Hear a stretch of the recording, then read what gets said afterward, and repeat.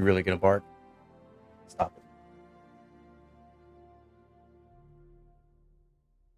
Alright, so I had this ready to go at 11:45 Eastern, and I just got an update that said that the showcase is actually going live at 11 a.m., not 12, not noon. So, hope I'm not jumping the gun here.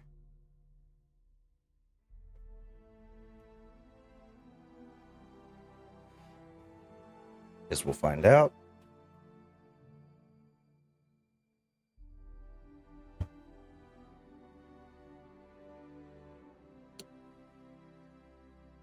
Hey, how's it going? My name is Jared. It's Part-Time Gamers. I figured I'd just jump in and kind of ride the hype train for the showcase for Destiny 2 for Season 18. I'm super excited. I love the Arc subclass, especially on my Titan. I do Bottom Tree. I think it's Code of the Juggernaut. I think it's called Code. I'm not sure. But you just run it all the time. I know. My dog's upset it's trash day.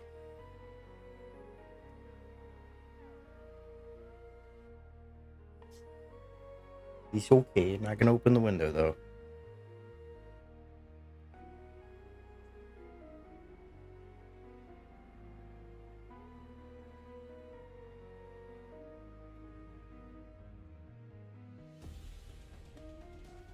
Let me check and see how this sounds.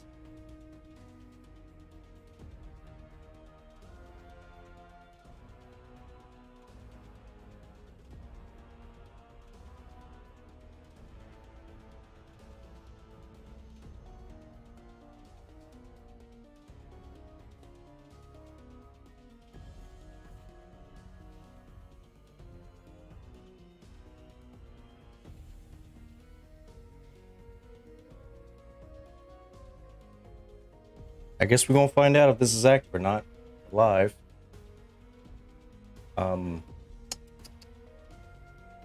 Let's see.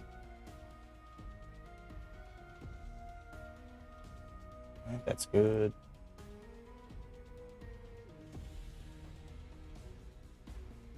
Very nice. Just make sure everything's working right with OBS and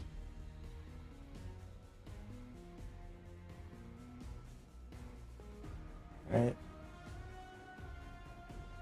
Looks right. Looks good.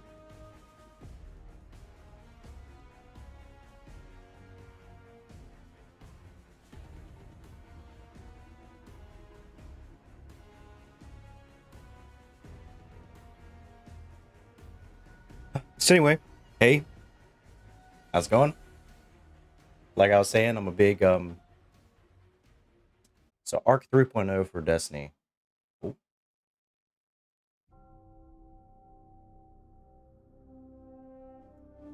This universe is made of light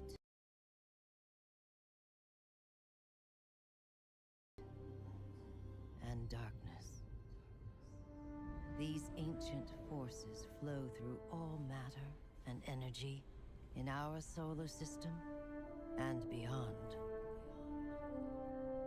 But we haven't always known this.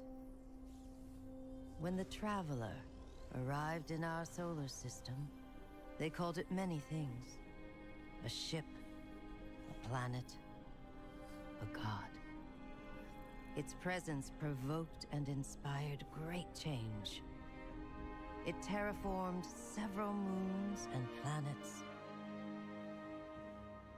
Our lifespans increased threefold.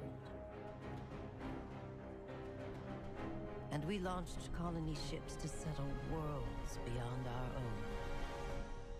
This was our golden age. But like all golden ages, it was doomed to collapse. The Traveler was pursued by an ancient enemy. A voice in the darkness. It found us. Humanity lost everything. With the last of its strength, the Traveler pushed back its enemy to create something new. The ghosts. In the dark times that followed the collapse, the ghosts chose the first light bearers. Immortal warriors gifted with the power of the Traveler's light. Humanity faced many threats in those days. Invaders from beyond our system arrived in droves. Pirates, called the Fallen, came to scavenge the remains of our golden age. The warlike Cabal came for our territory and resources for conquest. The Hive, ravenous worshippers of death, came to feed their infernal hunger. And the Vex, strange living machines, came to recreate our world in their own brutal image. We fought with each other as well. For a time, chaos reigned. Though in the end, we came together to rebuild, to heal. We built a city under the Traveler, the last safe city of Earth. In this city, humanity lived peacefully in all its forms. The humans, Earth's original inhabitants, the Exos, marvels of the Golden Age, and the Awoken, a people touched by both light and dark. Lightbearers took an oath to protect the last city. Over the centuries, they earned the title Guardians. The Titans, paragons of strength and bravery. The Warlocks, mage scholars trained in the arcane arts. And the Hunters, bold adventurers gifted with cunning. Guardians know that when they stand together, they are stronger. And now, new threats use our own powers against us. The Black Fleet closes in, edging us toward a second collapse. And our greatest adversary, the voice in the darkness, is revealed. A being of unimaginable power. The Witness. But all is not lost. Brand new Guardians rise every day to shape the future of our solar system and beyond.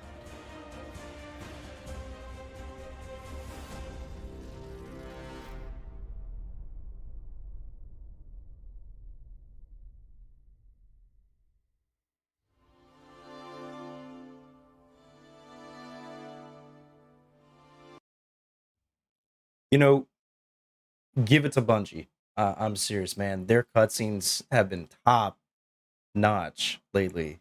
Damn. Wow.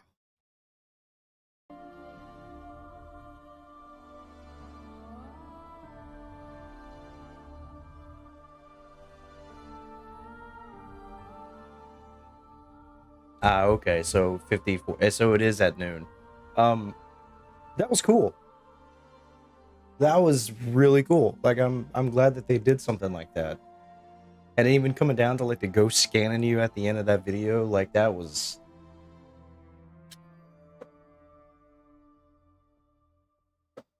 When I think about being a Guardian, I think about being part of a fire team.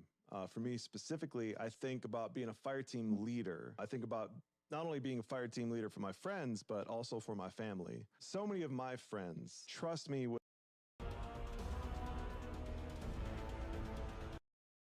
the teamwork that really pays off, especially after a long period of hard work. To come in clutch in the big moments. I've been able to pass along my love of Destiny to so many friends, also to my family. Been able to game with my daughter. To be able to guide little lights is truly a treasure. But to me, the most important part of being a Guardian is being kind to everyone that we meet. Your kindness and joy may spark hope in a darkness zone where light is fading away.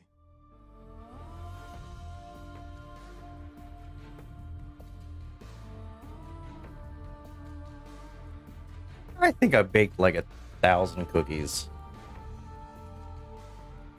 If even that.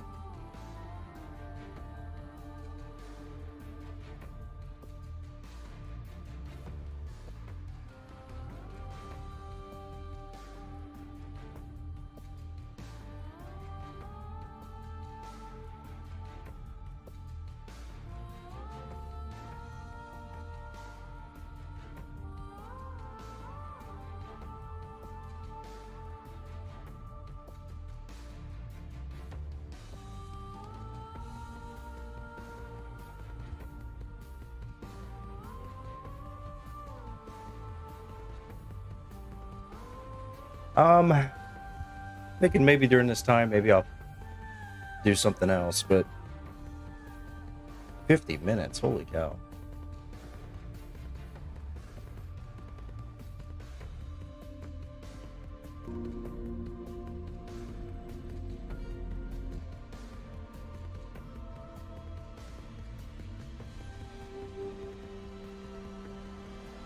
Is the game even live right now? I mean, I think one of my most favorite memories with them so far is Valid Disciple contest mode. It's my very first time even doing day one.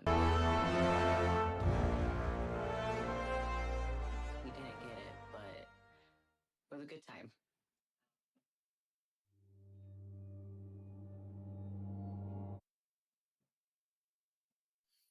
yeah, do that.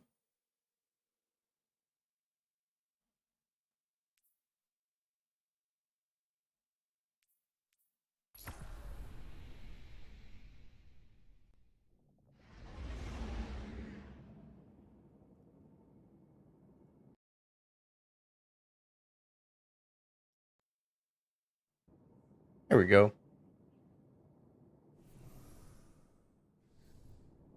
One thing I didn't do, I guess there's no point in doing it now, because when it goes offline, did I already do the update? Clearly, if I'm online.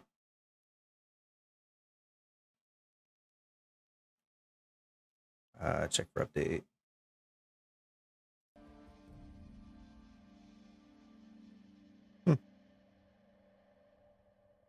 Must have already have done it. No? Destiny ha sido una increíble experiencia y me ha ayudado a escapar de mi realidad. Acá muchos me conocen por mi apodo, Deus. Y gracias a este personaje he sido capaz de hacer incontables amigos, vivir experiencias inolvidables y atesorar también momentos dentro de la comunidad. Para mí el juego es más que simplemente lo que se ve en pantalla. Han sido las personas, las actividades, los hitos como jugador incluso, y la experiencia y todo este sueño e historia que hemos construido en el que hay un desarrollo de personaje.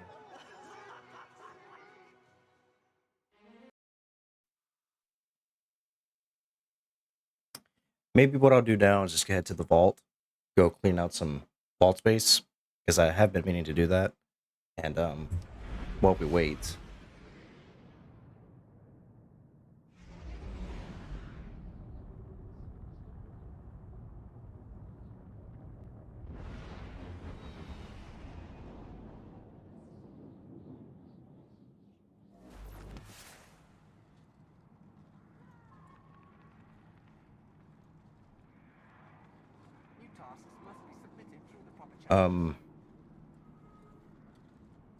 but yeah, you know, the skill-based matchmaking is probably one of the biggest things that I'm excited about. Probably the top thing, only because of how terrible matchmaking has been the last couple seasons, but this season as well.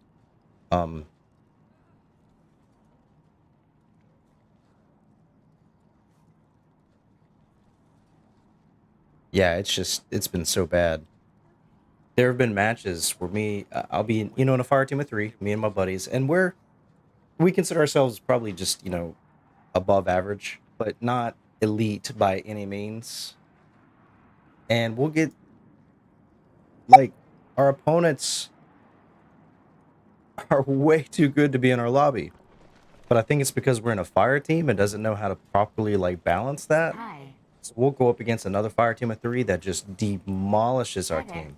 And then at the end, we'll see that we did okay. You know, we'll have like 20, 25 kills, probably like a 1.5 KD, maybe a 2. And the other 3 people on our team will just be absolute dog shit. But the other team will have like nothing under a 1 KDA. And I don't know. It just feels like the balancing is just really off. And it starts with the matchmaking.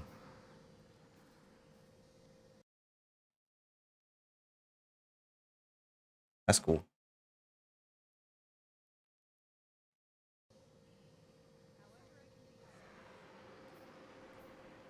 I should probably leave. Musicians, streamers, gamers, and I think Yeah, it's really I'll leave special that audio to on. show, like, this is what inspires me, and this is what I'm gonna do to show that it inspires me. And I'll just dip back in from time to time. Check on it. Got 45 minutes to go, so. And I'm a bit... This is sad, but I was like, oh man, I'll just jump into some Crucible matches until it starts. I have a 2 KDA. Is it sad that I don't want to play and risk losing my 2 KDA for season 17? That's sad, right? Like, it doesn't matter.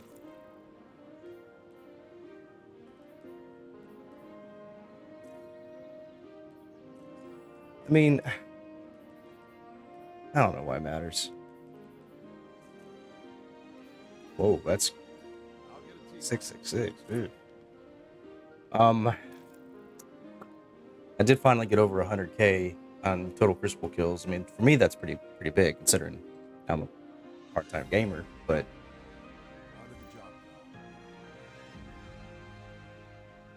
turn that down a little bit.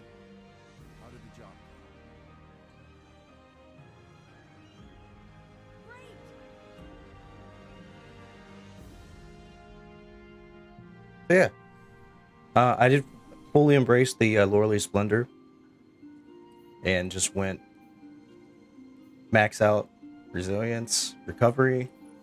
I mean, it was a pretty good build. I had a lot of fun with it. So I'm usually on my Titan. I main Titan mostly, but I'll run this guy when I'm mask. One thing I am gonna miss though is that pulse rifle targeting. I'm Dan, aka the Rat Kings crew. I've been playing Bungie games since Marathon 2, and I I've didn't been have playing that on. Destiny since it launched. I'm so happy to be part of such a creative and Yeah, let's check passionate this out. community, and I can't wait to see A lot of things that I haven't what tested or Destiny is used, going and to I don't want to next. delete them, but that's the problem. I think I already cleaned up to this point here.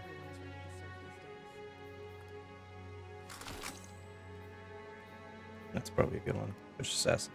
Goodbye. We'll save that. Back when 120s were 2-tapping with Rampage.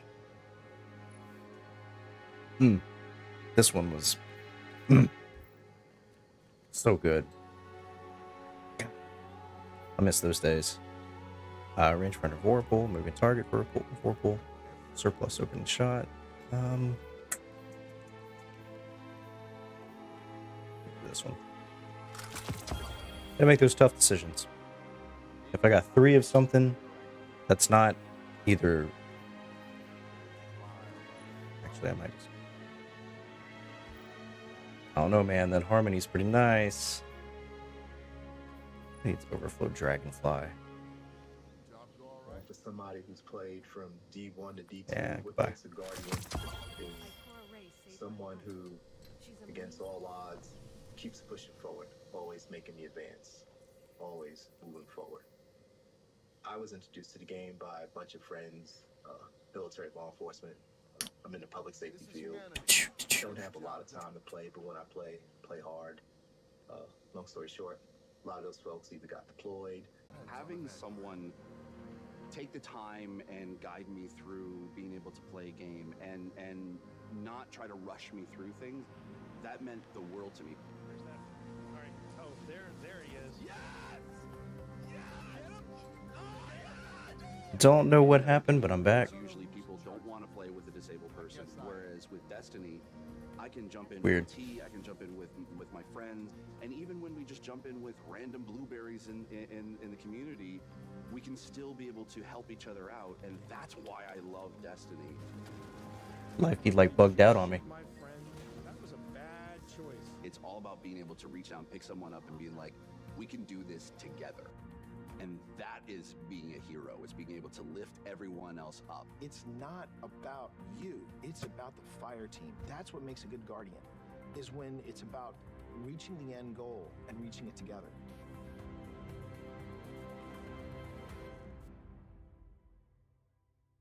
About camaraderie. Your fire team.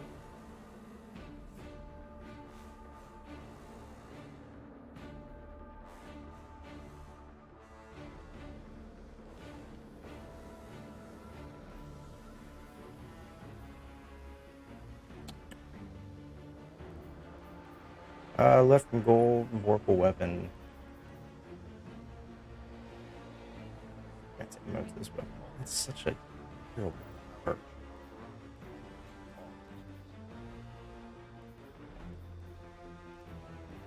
Why do I have so many empty vessels? Blinding light, that's nice. Are they all blinding? Is that why? Blinding grenades.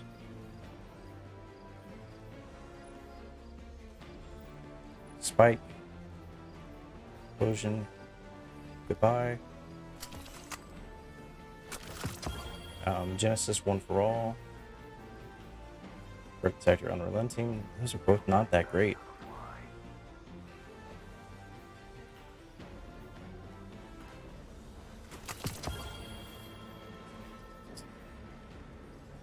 Wolftone draw.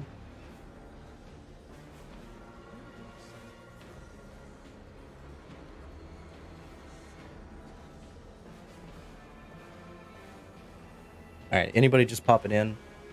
I watched the intro that they unveiled at 11 a.m. Eastern. And it told me that the showcase was going to start at that time. So I'm like, oh crap, let me change my start time to this stream. Yeah, it's still noon. So I'm trying to caffeine up. I don't think I'll be playing a whole lot until tonight.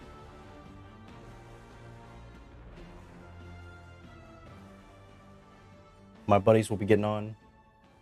We'll check out the new season together. Should be a lot of fun. Small possibility I might have an adult beverage. I don't know if I will though. I got a lot of stuff to do this week. I'll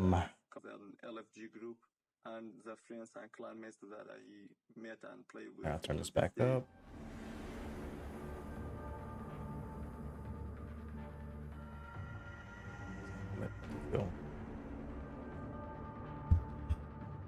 You know what I really want?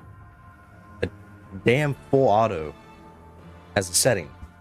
I am getting so tired of having to waste a mod. Gorgeous Pledge, I think, is actually not terrible, but like this one, for example, has a terrible recoil. So what I want to do is throw a counterbalance stock on there in this bad boy, make it a much better, more well-defined recoil pattern, so it'd be more vertical. And it's a rapid fire, so I hate tap tap tap tap tap tap tap tap tap. Can't do it. I'm so complacent though. Like I've conditioned myself to like full auto.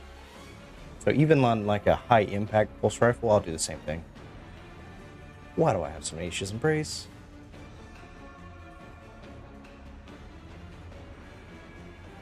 Why is this one still here? Shoot to loot. Turn up. What does this have?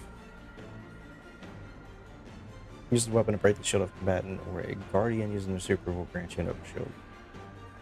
No. Triple tap 4 times charm. That's pretty cool. Tunnel vision multi-kill. That's probably the best one I'll have. Stats for all vorpal. That's actually interesting. Hi, I'm Gray, or Gamer Girl Gray. I am an Indian American content creator and We'll community get rid of leader this on one. Twitch with the It's motto looting Gaming purple. for a Greater Good. I started my gaming journey in These are 2014 when terrible. I two only of my saved best them because I friends didn't have gifted one. me my first Xbox. And I distinctly remember finding Destiny and staying up the entire night to play the game. No, get me out, let me out, let me out, let me out, let me out, I'm dead, I'm dead. I'm not dead yet. I found a place where I could be myself without any fear of being treated differently for who I was, how I looked, how I sounded. No, you gotta be kidding me, bro. When I came out to my community, You know what I do want to it was watch. such a monumental feeling for me to be able to see They all did these such an people amazing job flock with it. together to make me feel welcome and safe and included. That was a feeling that Not that.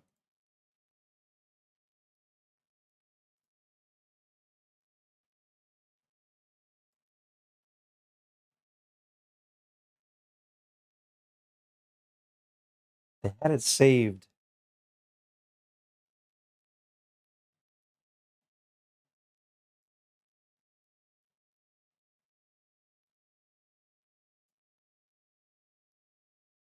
That's what I want to do.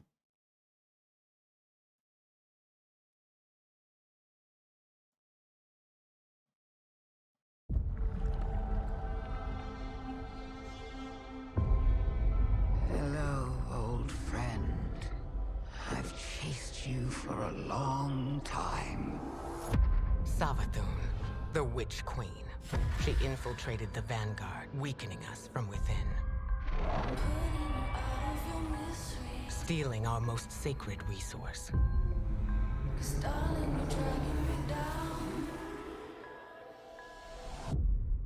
The light. How do we stop this?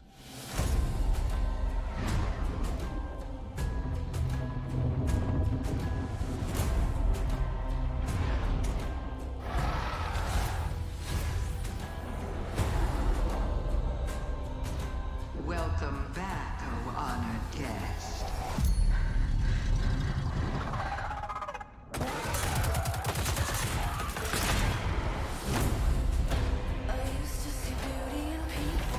It is the mind that must bend to see the truths hidden here.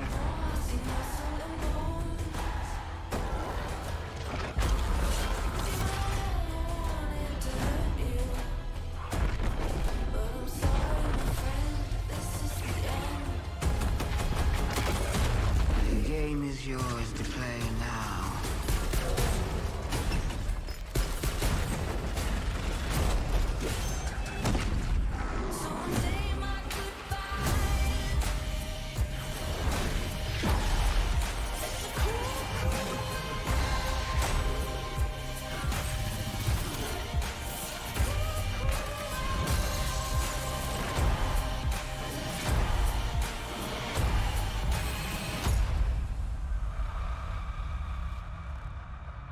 Just don't say I didn't warn you.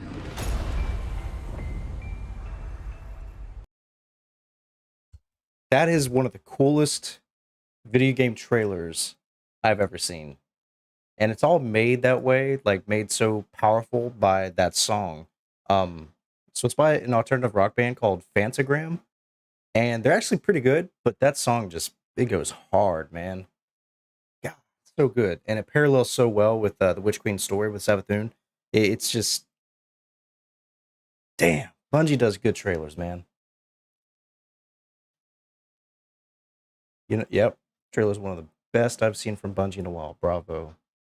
You know, they just make good cutscenes, and they've done just amazing job with the trailers lately.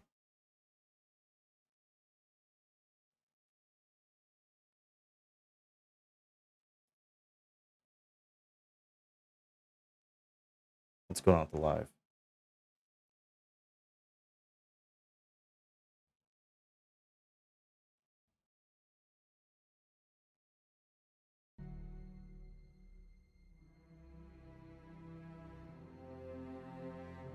Just started over.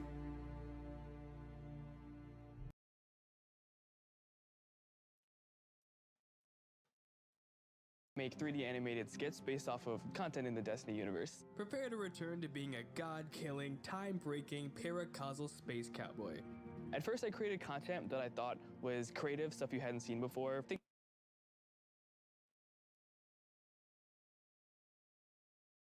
Such a good job. Let's rewatch this. So this is the trailer that they unveiled at 11 a.m. today. Is made of light. Light and Darkness Saga. The story began long ago, but the ending is not written yet. New heroes will rise every day. Join us, Guardian.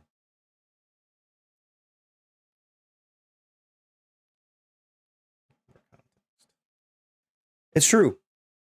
They have definitely catered to more veteran players.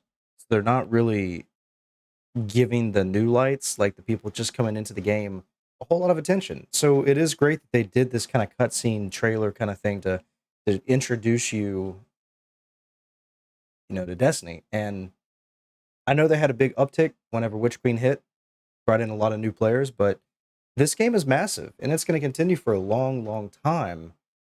So why not find new ways to bring in more people and make it easier for them to come in? Because you can't just throw them a gun and say, have at it, Guardian, good luck. Like, you need to have something in place to kind of show them, hey, this is what you'll be doing. This is why you're doing it. And because right now there's really, with Savathun dead, there's no villain that we're kind of aiming towards right now, except for maybe the Witness.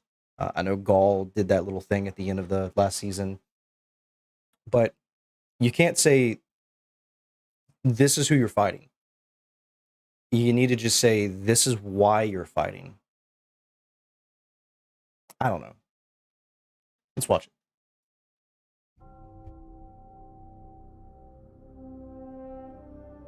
This universe is made of light and darkness. These ancient forces flow through all matter and energy in our solar system and beyond. But we haven't always known this. When the Traveler arrived in our solar system, they called it many things. A ship, a planet, a god. Its presence provoked and inspired great change. It terraformed several moons and planets. Our lifespans increased threefold. And we launched colony ships to settle worlds beyond our own. This was our golden age. But like all golden ages, it was doomed to collapse.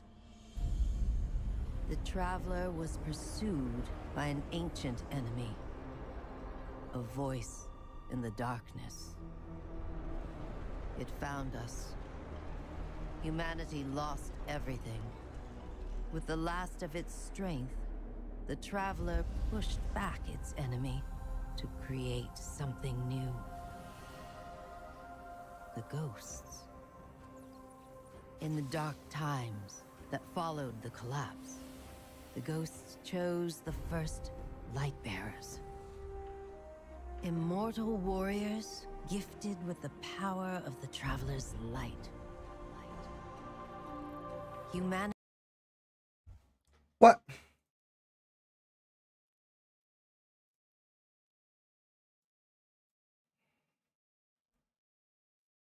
Why am I just now putting together why we're called Guardians? Like, I'm sure that was said a million times, but I just assume we are the guardians of, like, Earth. We're the guardians of the Traveler.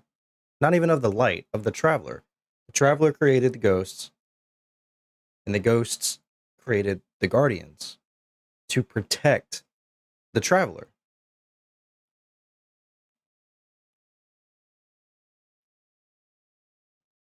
Why is that a whole lot different than what, like, the Taken King did? or what Savathun did.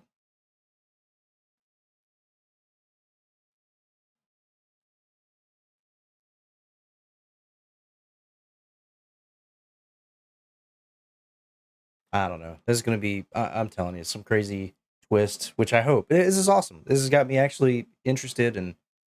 All right. Days.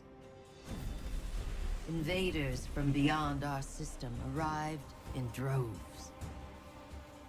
Pirates, called the Fallen, came to scavenge the remains of our golden age. The warlike Cabal came for our territory and resources for conquest. The Hive, ravenous worshippers of death, came to feed their infernal hunger. And the Vex, strange living machines, came to recreate our world in their own brutal image. We fought with each other as well. For a time, chaos reigned.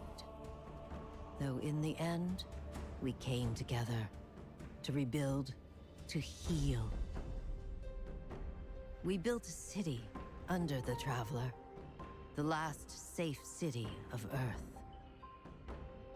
In this city, humanity lived peacefully in all its forms.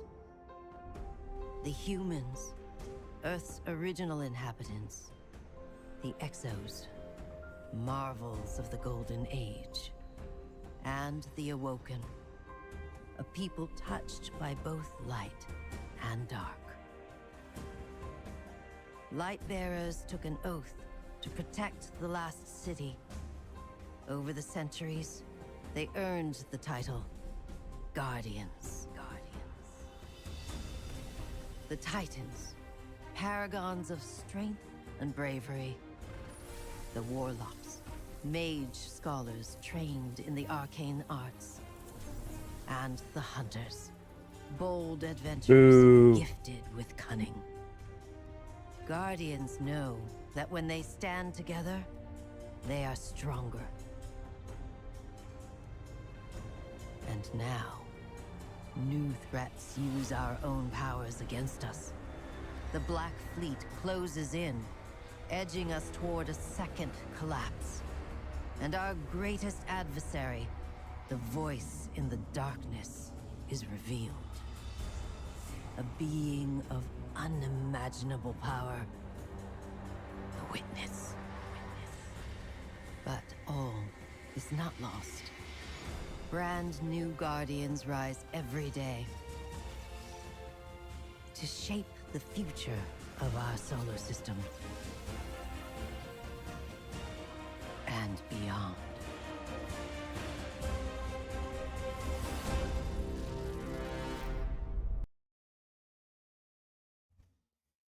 Bungie does an amazing job of getting just the right people to do the score for their games. Like Halo, just awesome. And was it Michael Salvatore? Was he the same guy that did Halo? I know he's one of the big guys that's with Bungie and for Destiny. But the Deepstone Lullaby, come on. But just the music that is with the Black Fleet, with the pyramid ships, you know, that it's so menacing. It rivals like the Empire's music from Star Wars. Like it's so good. It lets you know that in those bassy tones that this is a bad mamma jamma.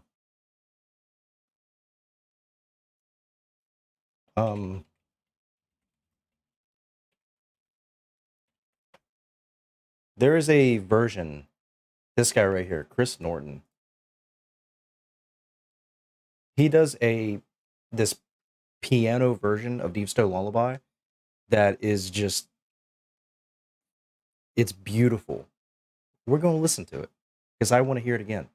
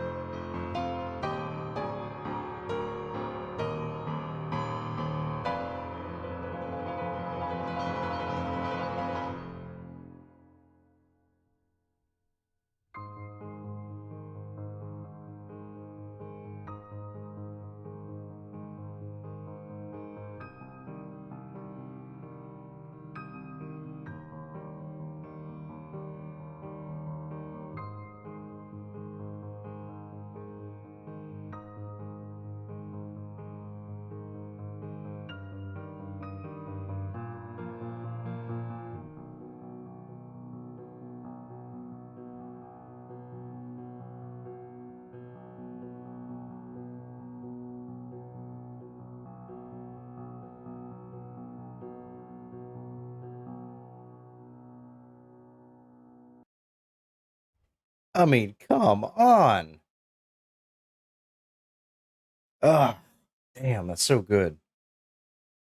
And he adds his touch to it. It's so good. Yeah, Michael Salvatore. Yep.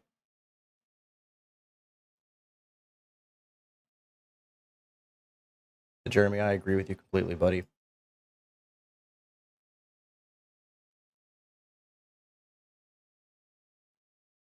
He does some other stuff too. Man, he is so good. God, he's only put up a few videos though.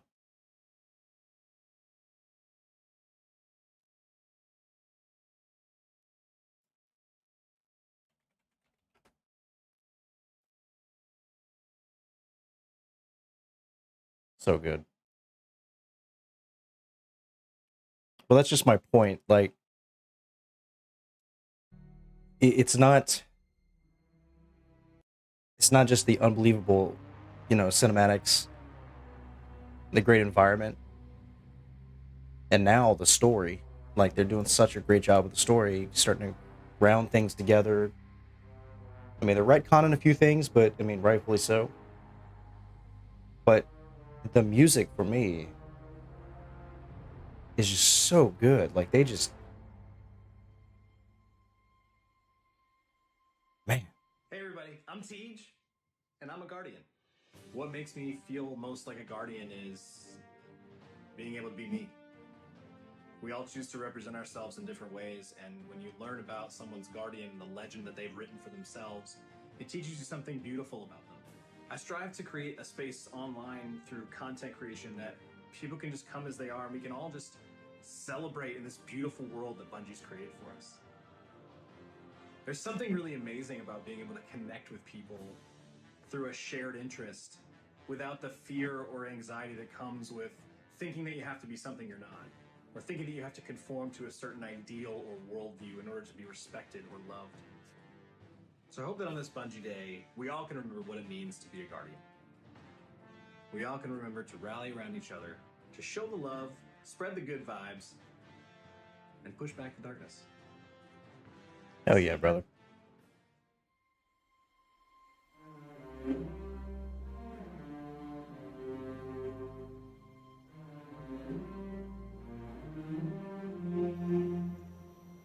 Speaking of which, this is my guy. I really like how this one looks.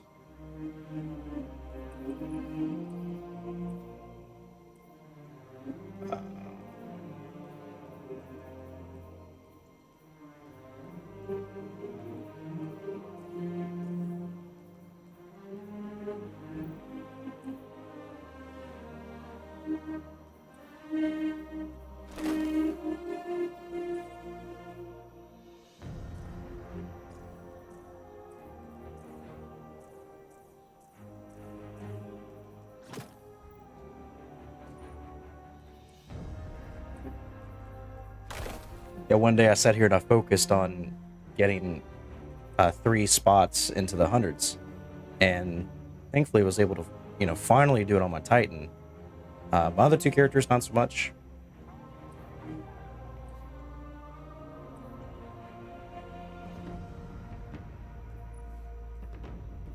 A little annoyed that I never finished this season, but whatever. I didn't really play as much as I could have, or should have.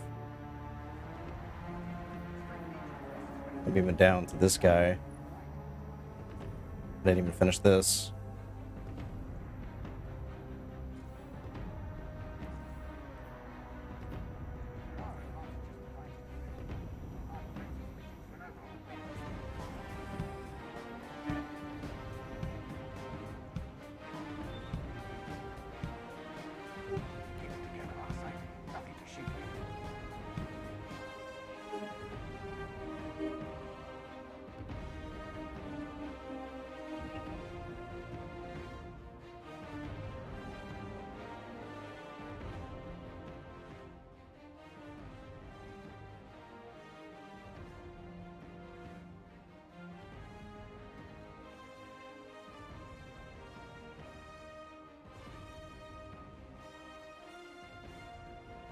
Got 13 minutes to go, man. I'm actually getting pretty excited. I'm glad that I got on early. I was planning to get on like right now at this time, or around like 11:45 Eastern, and I'm really glad that I didn't. I'm glad that I did this because kind of amped myself up a little bit. In a world where you rescue heroes from other timelines and brawl worm gods with your bare hands, it's a battle of light versus dark, monsters versus metal, everyone versus Telesto, in a lore-rich universe with an abundance of adventure and exploration. But that's not just why we play, is it? Believe me, nightmare hunts give me quite the adrenaline rush, but my Twitter mention suggests you expect more. So, did you keep playing for the life-changing Everyone versus Telesto. the mile-high sparrow flying? The Nessus frogs? The day one raid nights with your friends where you spend 8 hours and still don't know what you're doing? The Nessus frogs? You must have had some inspiration, right? Probably the creators and streamers that helped you forget that time you dropped your pizza, cheese side down. Or was it the people creating a Destiny universe of their own with stories, art, and literally dressing for the job they want? Maybe you're here for the intellectual discussion, or maybe you're here for the Space Horse. Maybe you're here for the Destiny creators you love so much, Bungie actually got one to do this video. Hi, Mom and Dad. What I'm trying to say is, Destiny 2 is so much more than the game we see in trailers. While many joined for the fantasy, we found a home amongst its people. And in the endgame, we stayed for the discos, the DPS, the grenades, the bad bubbles, burgers, and Tanics behind every corner. Trombone medleys, laser tag, tower names, yeehaws, the dings, the punts, the clutcher kicks, sweeper bots, stasis crystals, cheese spots. That was my 14-year-old dog, Joss. She's a rat terrier blue heeler mix. Australian cattle dog. Thank you so much for joining us today. We are so excited to dive in and talk about just the kind of journey of being a massive Destiny and Bungie fan and what that's like to go from massive fan to actually working at the company that we loved so much. I want to learn about your journeys. How did you get started playing as a player, not as somebody who works here, playing Destiny, and kind of how has that relationship with the game evolved through the years? You know what, T, you and I, we've had many conversations with Session. I want to hear from you, buddy. So I've been playing the game for a little bit. Just a little bit. Just a little bit. Okay. And so, as proof of my, the D1 Alpha veteran status, I have my raid belt here today. So this is my cringe moment where I will be proud. It's nice to see one in person. I hate to throw shade on something, but wasn't there like a scandal for the Like, how'd you get it? When'd you get it? day one raid guys that maybe he's not part of that, but one of the guys had like a super racist like name in the game. World's first of fun. Like whenever we would Like he was just like bad. It was supposed to be about having fun and showing off the new I stuff. don't remember. And for me, I always loved raiding because like I'm a problem solver by heart. Let's see. Like, that's also why I love working here, because that's what I do is I just kind of solve problems that are really complicated. But it's really exhilarating. And now is very fun being able to watch others suffer for 24 hours. Oh yeah. Oh yeah. Because it is exhausting. So if you are listening to this and you are raiding, or if you're planning on raiding for Yeah, the Vault of Glass stretch, day one raid had a guy with a super racist username. I'm very much with Sam on this in terms of like the loving the problem solving and loving to get into that. I really fell in love with Destiny when I started raiding, and that was like my moment where I was like, Okay, it wasn't as bad as I thought, but it was still pretty bad. His name was literally hashtag Black Lives Don't Matter. What a moron, first of all. But to do it with a team and to do it with your friends. I'm on the same page. Yeah, I'm totally on the same page. What an asshole. Like the number one story for me around that. But apparently he did get banned. The DMG reported on it. It was after they publicly like showed the names and everything. Bungie did talk about, good job on these guys. These are the people. Characters or story moments that really Yeah, it was a gamer tag, so I'm sure it's on PC, which means can't you change that whenever you want? You probably changed it for the day one. Like at least for me, I feel like the journey of Eris. From like D1 and being like, who are you? What are you doing here? Weird chick. Yeah, it's like super creepy. What an asshole. And they didn't even win, though. I think they took like second or something, but they still got their names and then how she's like out really there. helped Wow. everyone else. Like a lot of people, I'm a huge Zavala fan. I'm a Titan. It's just like in my Alta blood. Glass. So that was the last one, right? For me, like seeing Eris like help all of these different characters. No, seeing that was Zavala before go from Savathun, I what he think. is, which a lot of people again, I know some folks Yeah, that it was don't before really like him that Savathun. much. So the but second for to me, he last. always just seemed like a really father figure who's trying his best for everyone. When Cade died, right? I think people were like, "What? Like Zavala, why aren't you doing this? X, Y, Z." Whoa, Cade And we died? got to learn What? more about him. So for me, Zavala is like Spoilers. number one. That his whole character arc, and then Eris Speaking of and, which, they're talking about the whole Destiny, you're almost sufferable to then, the teach Bungie everybody how to Fortnite work with crossover, humans. which is what I have my thumbnail, or the leaked skins that'll come in over to Destiny from Fortnite, and they look pretty badass, first of all. So I'm not gonna knock it. But it's reported that, rumor anyway, that Zavala been playing Destiny for how long now, and I can't even think of her name. She's been so irrelevant lately. The Warlock's name. She was like the fact that when Crow would stumble or Zavala would stumble, she'd be like, take a step back, patience.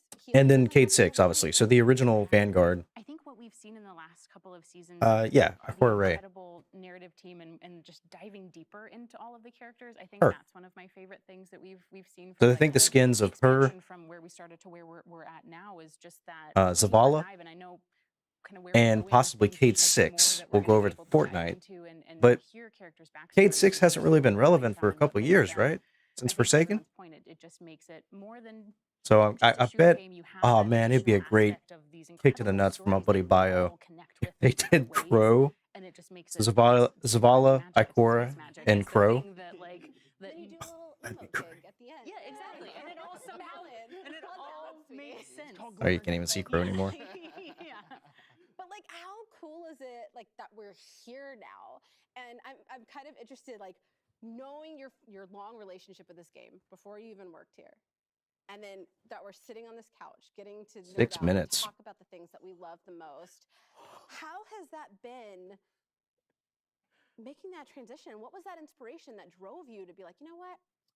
I'm gonna put my application in. We'll see what happens.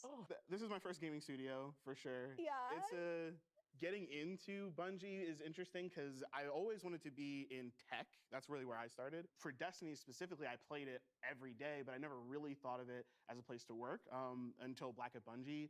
And so I reached out to a bunch of people on LinkedIn and was asking a bunch of questions. I was like, hey, look. So it was really amazing to be able to get into the industry and get into Bungie. Destiny for me was that was back when I was streaming for fun. It was just a hobby, but then it became just a lot more to me because it has all these things I love. Yeah, I wanted to get involved with Bungie. I applied for a few positions, but I didn't have the accolades, You shoot that gun for the first time, and it the just work feels history good, to get me in. Yeah, space magic. Seemed like a great company. The wizard, so I played her warlock. Because that's all I want to do. I just want to cast space magic in every game that I play. So to me, the game's a lot. Respect It that. kind of just gave me a career. It gave me guidance in life for finding a community that I really love. And now I'm absurdly thankful that I can be a part of the team and hopefully make the game better to hopefully have that kind of impact on somebody else. I knew that I wanted to work in gaming. I actually got the opportunity not from the Bungie career website, but from a Twitter post from a Twitter post. And I immediately sent a message and connected, and I was like, I want to talk about these marketing opportunities. And now I'm here. Now you're here. You love Now you're there, man. Nice job. Even now, just the fact Living that my I'm dream. Here, I'm just like, you shot your shot, dude. That's what life's about. Literally, I shot my You shot. shot your I'm like, this is what they mean, because you hear them throw that phrase around, and you're just like, but How could he not like this guy? To shoot your shot, and it's like, no, it's like you're not going to respond on Twitter. It's like, I'm gonna find you in other places. He's got a fun quality about him. Even if you have that moment of fear, because sometimes to making a jump like that, But he'd be fun to raid with. If you're scared, do it anyway. Yeah.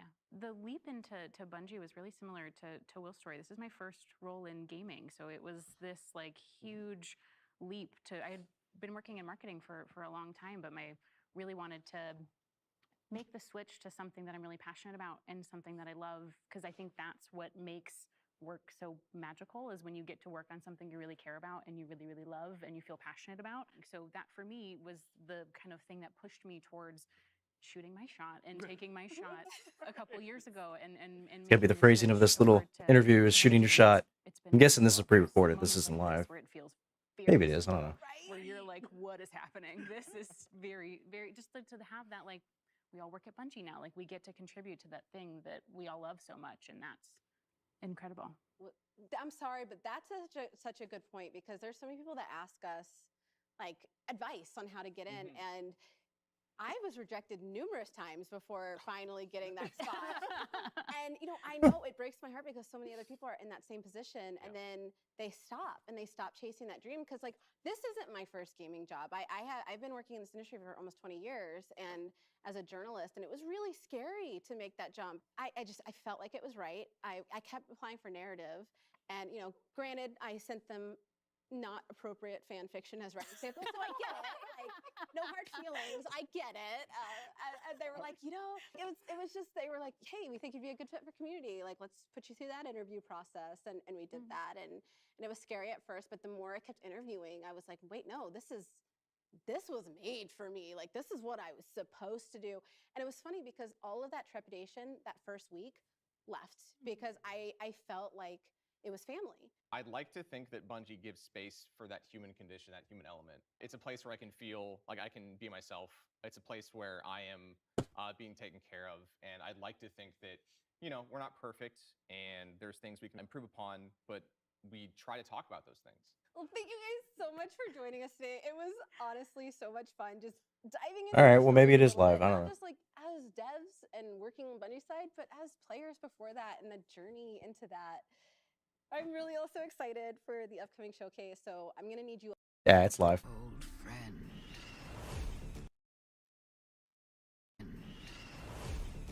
What? They're like corrupted gold. No. Are they using supers? That's what I want in Destiny. I want darkness. As Cross is my boy. Chills. This is everything I've ever wanted out of the story. Multiple G-Horns. Oh my god, I love it. Damn. Rogue is nasty, son. Your life is forfeit. No! Woo! The Leviathan is back. A scythe? A freaking scythe! Where is Callus? He has given himself over to the witness. Yay! That was hot. Sir, are you okay? Oh, you look nasty.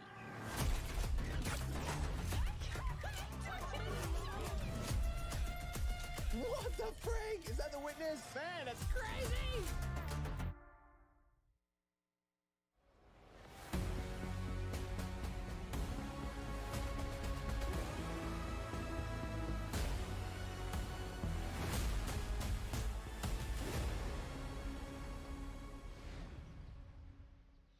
Welcome, Guardians. So awesome to be here with you again. Last time we got up here, we got a chance to show you Savathun, the Witch Queen, and her majestic throne world. Since then, it's been a wild year for Destiny. You returned to the original Loot Cave to reclaim the fabled Gallarhorn. Then, you exorcised an ancient evil from a hive queen, so you could put it inside a grenade launcher. And now, you've been spending the past few weeks cleansing a derelict Leviathan from its twisted nightmares.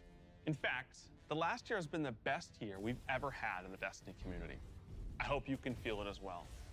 And seeing this kind of reaction from our community, it's both humbling and inspiring.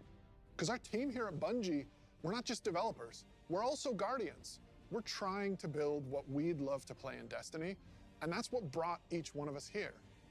Brought us not only to Bungie, but also brought all of us to this final showdown between light and darkness. So, without further ado, this is the beginning of the end. This is Lightfall.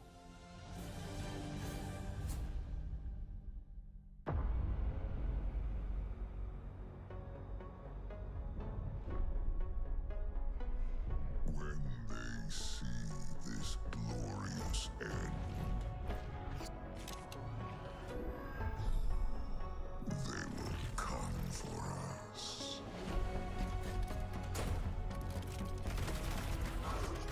To savor the fruitless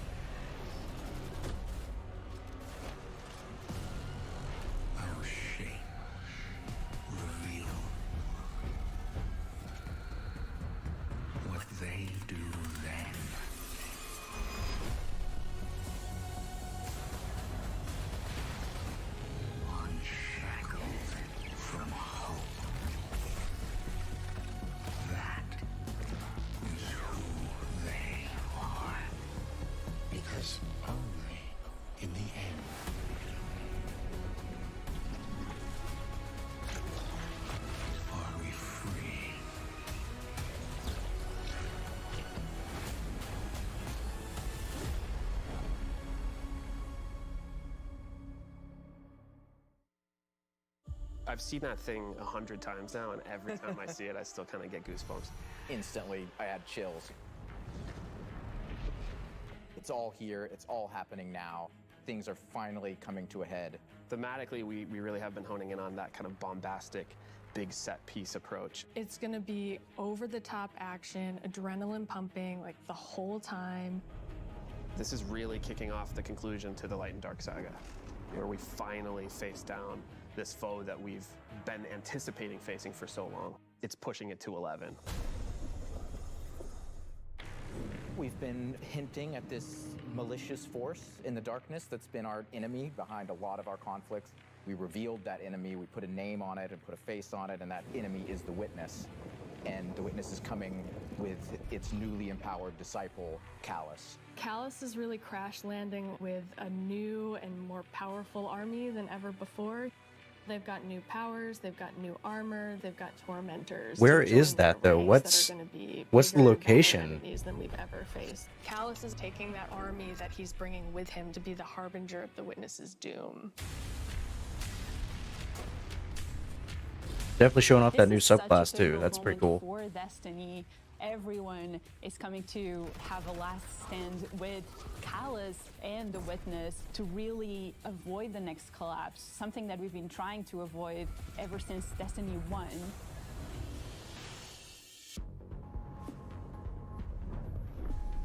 We see in the trailer that we're headed to Neptune, and on Neptune there's been this hidden city called Neomuna where an alternate version of humanity has been blooming since the collapse. Neomuna is the capital city of Neptune. It's a giant metropolis that we were completely unaware existed until now. What's interesting and exciting to me about this place is that it's pristine, it's new. It's not like a lot of the places that we've explored. Yeah, the aesthetic looks amazing. That is so cool. It's very, very cool. completely different There's from what we've so much seen. new stuff to discover in Neomuna and in Neptune. And also I saw some new characters there. I'm really excited to get to know Cloud Striders and their story. Cloud Striders can be compared to Guardians. They're both protectors of a civilization that's potentially under threat. But Guardians were chosen. It's their duty to protect humanity. Cloud Striders have chosen to protect their people. There's like an awesome opportunity for the Guardians to learn from the Cloud Striders and their way of living and their philosophy of life.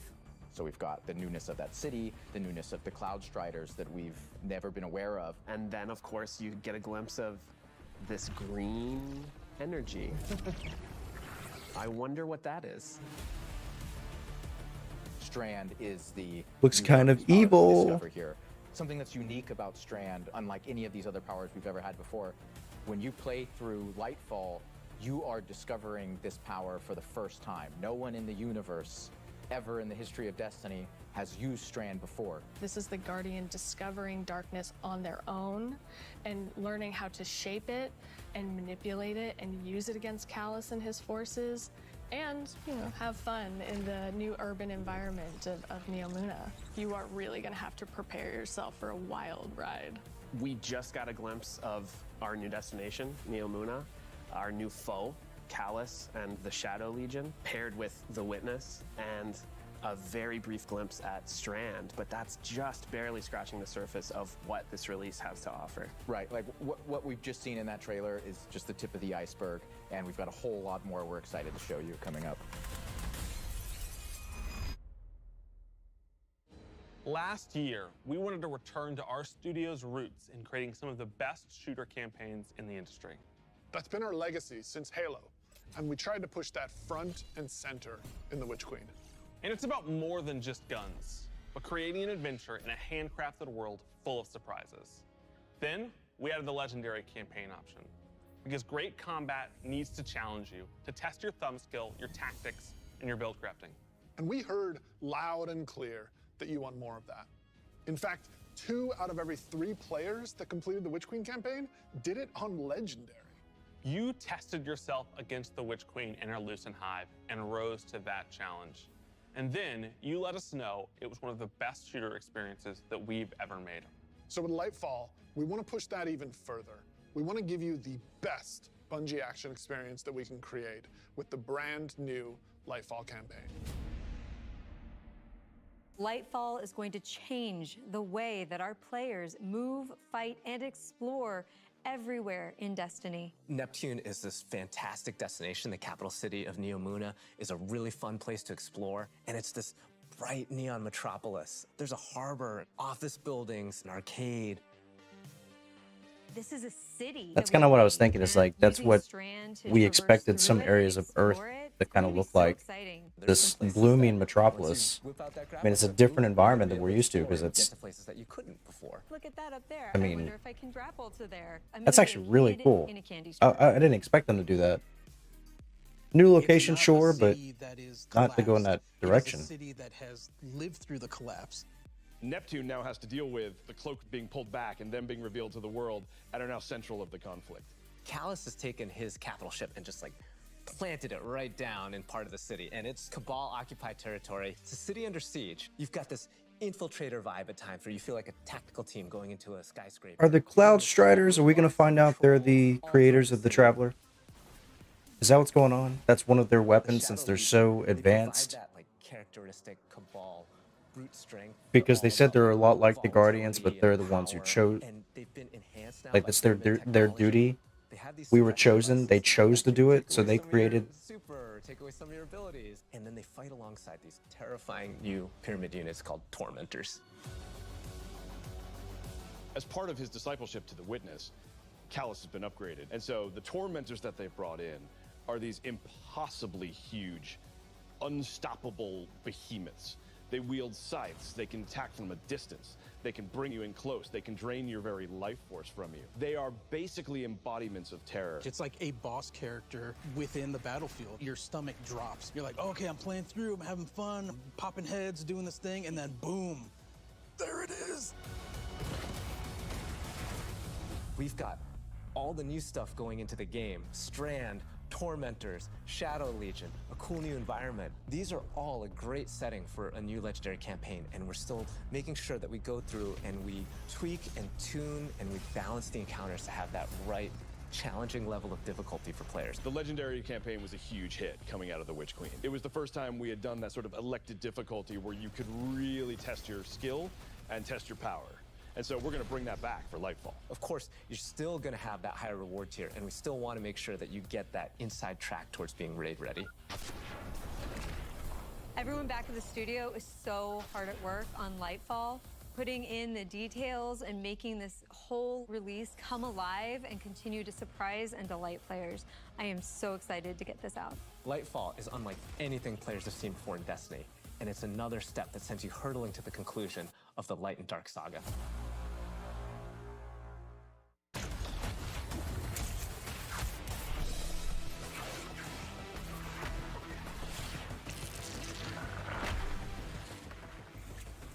All right, all the new stuff is awesome, but we don't want a new experience. We want to make our current experience better.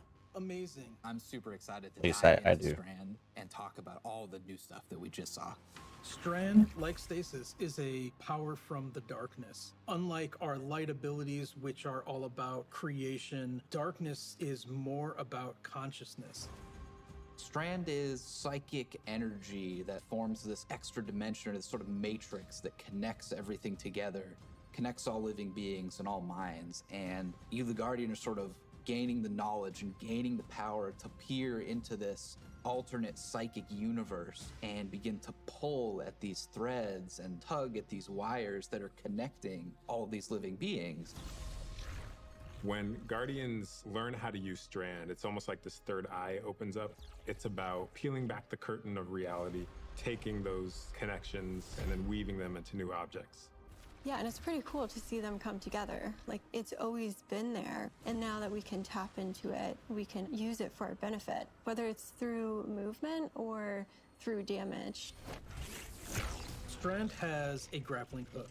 Since you're seeing into this cosmic web, you are able to grapple at any point because the cosmic web exists everywhere. Even if there's not an object there, it will hook on to that web and pull you forward. It's just taking that idea to the next level, putting that The Destiny spin on it. Yep. The grappling hook initially started as part of the Hunter's Kit, right? They're all about fluid movement. Oh, that rapidly would piss me traversing off. space It was and just a being very hunter thing. agile.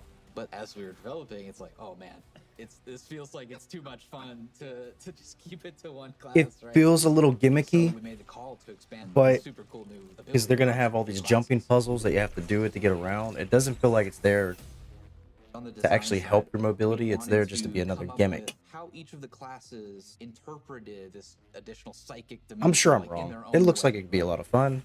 So the Warlock, they're the telekinetic master of Strand. So they're going to be able to telepathically reach into the Strand dimension, pull matter out, and weave it into this big barrage of these Strand missiles. Wherever they land, these missiles are actually going to unravel, sort of reweave themselves into a new form. With the Titan, you're able to weave these claws and do an area of damage around you, spinning and slashing. The super I think I'm most excited for is the Hunter Rope Dart super. The Hunter does a flip and weaves these strands into this rope dart and is swinging it as they're kind of moving around. Live out your Mortal Kombat Scorpion fantasies, right? The first time I That's saw cool. that, even in its kind of like rough state, it just blew my mind. We've learned a lot from creating our other subclasses, and we've taken those learnings about combat, about movement, about build crafting. We've put that all into Strand, and I'm so excited to see where players take it once it's out there in the wild.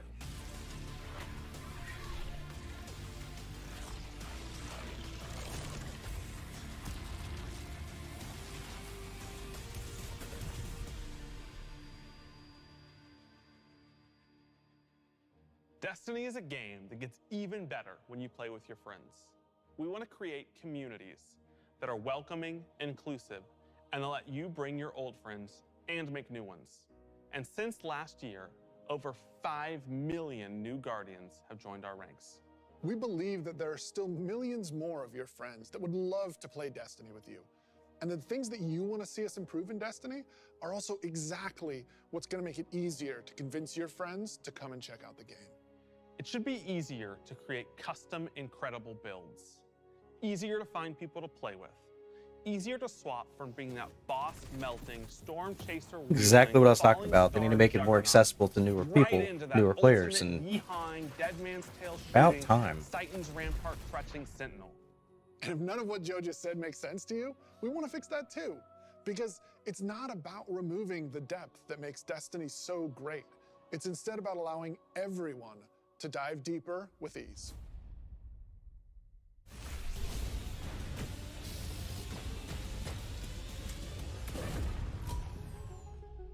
The changes we're making to make Destiny easier to come into, changes to how you build your characters, changes to how you see what there is to do and what there is to accomplish. And in the year ahead, we're actually making it easier to form groups in Destiny so you can go and do some of the greatest content that Destiny has to offer. All the teams are working together to build this experience, and so that's what's really exciting. We keep on hearing from players like, hey, unless I have a friend to play with, I don't know what to do. And so what we're trying to give them is like, hey, here's a path to follow. Guardian ranks are this, like, basically like a knowledge ladder. That's why you get friends like I have. 11 ranks. Tigers, well, he does all the research for us. He helps us. He's our Sherpa most of the time. And Hoovy is, I mean, Maestro is just so, I think, intelligent when it comes to like the video game stuff. Like the two of them carry me so much, especially the PvE content. You're going to know that you're looking at a player who's actually really demonstrated mastery of many of the different activities in Destiny, not just from our perspective, but from the perspective of other players. Some of the higher Guardian ranks will actually be asking for you to step up, to actually rise to the occasion and prove to others that you are a strong player. Shout out to John and Corey. You guys are awesome, by the way. Helping other people learn the game, but also provide more people to play with on a regular basis. In the year of Lightfall, we're going to actually be investing in building a looking for group system in Destiny itself. You'll be able to look for other players. You'll be able to find groups that are looking for players. I'm so excited about being able to form groups in the next coming year because can be really hard to get through some of the hard content solo, and making it so much easier to find people to play with is just going to make getting into Destiny and doing the awesome content so much easier. Yeah, and they'll be able to say, this is a player who I can trust to lead me through the new raid. I want to join their group. Or they can say, these are players who are new to the activity. I want to take them for that first raid because that'll be a great experience for them and a valuable experience for me as a leader. It's really going to help players come together and understand each other better when they've never met before. It's going to make the game so much more social, and I think that it's going to really make Destiny players feel like they're on one team. So commendations is a feature that you'll experience towards the end of an activity. So you end the activity now and you get to see the screen that has all the people you played with. You can click on one of the Guardians and choose what experience you had with them. So like, were they a good team player? Were they fun to play with? It's like Uber ratings. No better way to You actually get to rate your show how good a Sherpa person is as or a your teammates. That's teammate good. That. Or as a leader. But then if you have people that, players say, this person's a great teammate, this person's a great what leader. if they review bomb It's really you a system or that's something? designed to Like just for let fun. players show appreciation for each other. Also, using the commendation system, people are going to be able to say like, hey, this person as a good leader, and looking at the Guardian rank system, they have a lot of experience. It's going to be, oh, that's the person I want to help me get through this hard content that I've been struggling with.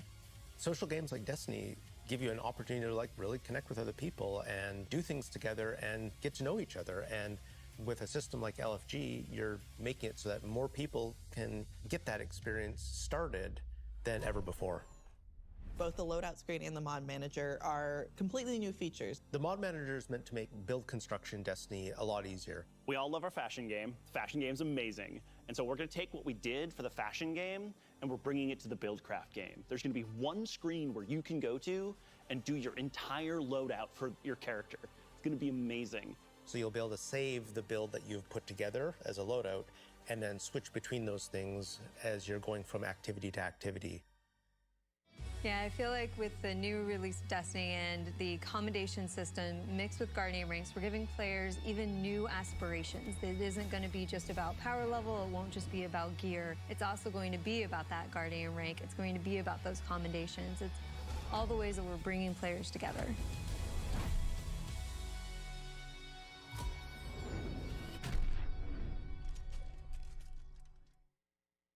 So today, we are also launching a brand new season of Destiny 2. And as we've evolved our seasons over the years, we've learned a lot. And I think we've been able to deliver some amazing character moments and events for the community. We're long past the era of content droughts. Instead, there are exciting story and events happening in Destiny almost every week, year-round. And we're not slowing down. Each season, we want to keep raising the bar for narrative experiences in any live game. We want to keep pushing to create unexpected adventures that'll make every season of Destiny unique. And we want to keep listening and learning from you, the Destiny community, so that we can create the strongest seasons of any live service. Because the witness is coming. And if we want to survive, we need a crew. We need to enrich our defenses. If you're feeling surly, maybe even loot our enemies. We may even need to find a captain to join us on our next adventure in the Season of Plunder. Ah. Aramis has broken free. The old crew's now really under her command. I've read about them. What is the human word?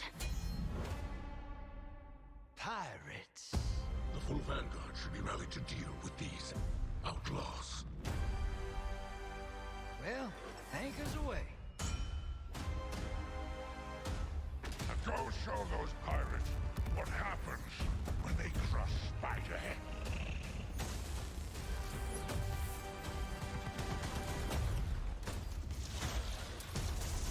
Hope you've got ammunition, Guardian.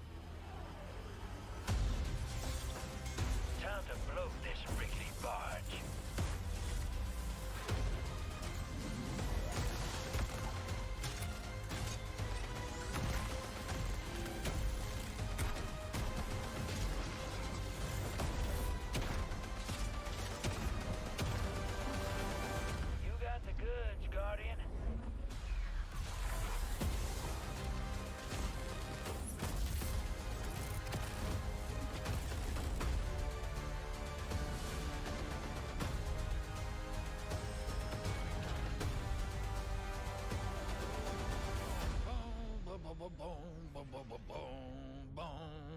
Sorry, getting a little swept up in all this adventuring.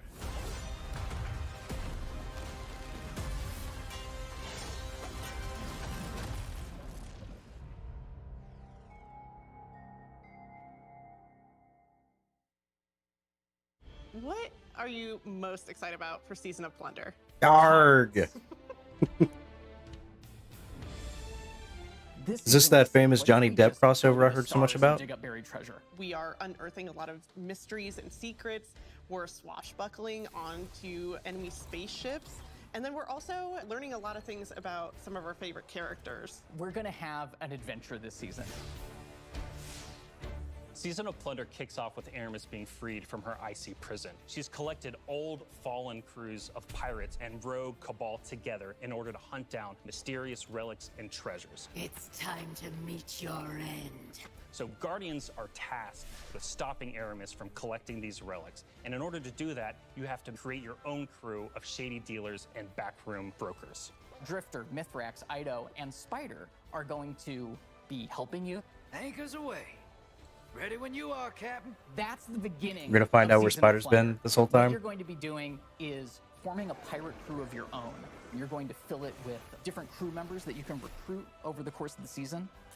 Drifter is going to toss you the keys to your personal catch. Then you're just going to set out into the stars and do cool pirate stuff. So excited.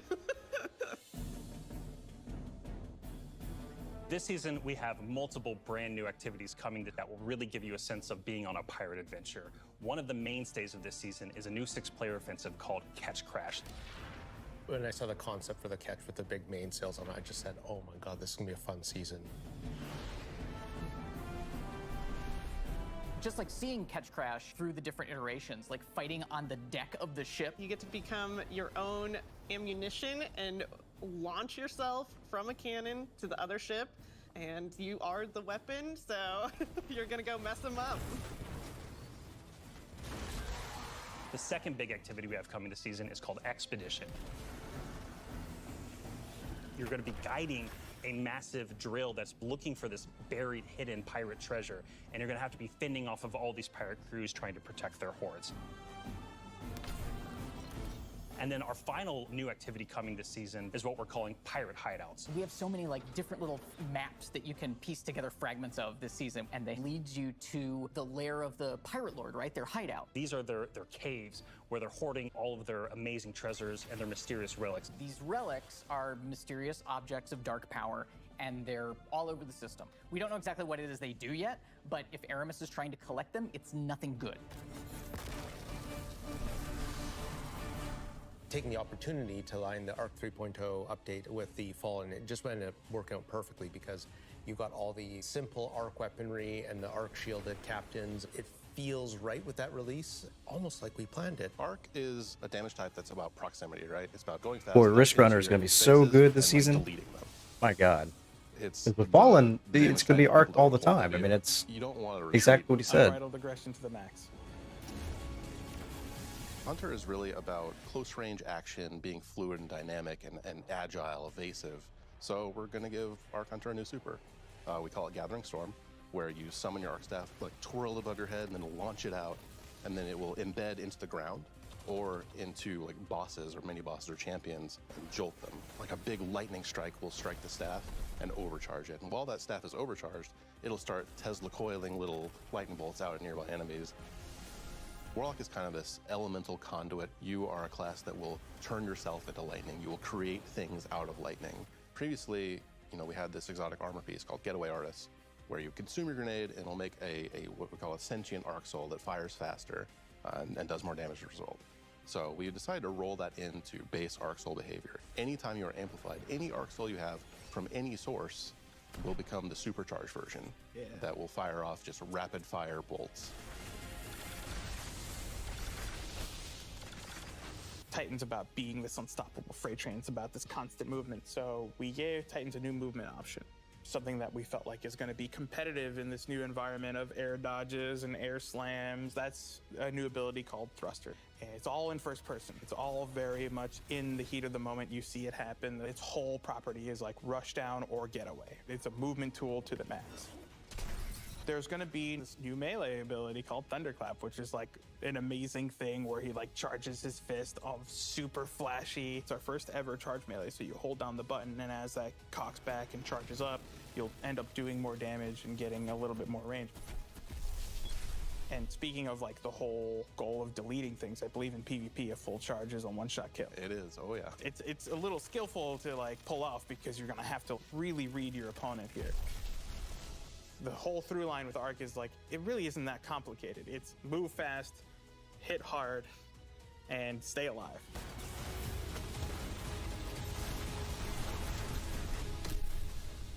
What I'm most excited about in Season of Plunder is that this is really a season that has a sense of adventure. You're exploring the system, you're looking for pirate treasure, pirate relics. You're seeing the world evolve in a way we haven't done before. I love that with the activities in the season, like we just leaned really hard into the pirate fancies. I love that we have your own catch. I love that you're tracking down buried treasure and then going after the pirate leaders in their caves. The interesting thing about Destiny is we're not just a fantasy game or a sci-fi game, we're kind of a blend of both. We take inspiration when we say pirates, it's old world pirates that you would see traditionally back in the 17 and 1800s. We have like a flintlock pistol, we have an exotic fusion rifle that plays different than fusion rifles you've ever seen before. It's just like end to end, just really leaning into that spirit of like the pirate adventure. And let's also make it so that new players coming in can actually jump in and get started. The gift of the Thunder Gods is a starter kit. It's a set of armor, it's a Thunderlord exotic weapon. So jump in, join your friends, set sail, become the captain, and build your crew today in Destiny.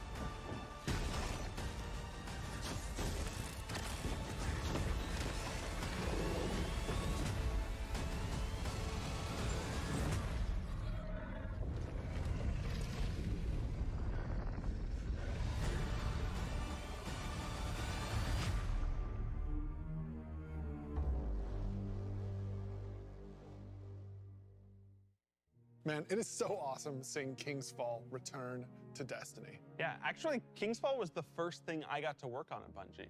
And I'm thrilled that a whole new generation of Guardians will get to experience this refreshed and reloaded showdown with the Taken King. So, we've shown you Lightfall. We've shown you the What do I do with my hands? Strand. We've shown you some of the deeper changes to the I'm game right that there, we're gonna be buddies. making throughout the next year. But we have one more thing that we are excited to announce today. Destiny is coming to the Epic Game Store today. Epic has been an absolutely fabulous partner to work with. They love Destiny. There's my thumbnail. And we are just huge fans of what they've been Give doing it to in me. the social game space. When we first started working with Epic, Those we skins sat are down and badass. talked about the impact that their games have had on us, and they had a bunch of the same stories for us. They shared stories about playing the Vault of Glass and how much they enjoy the social experiences in Destiny.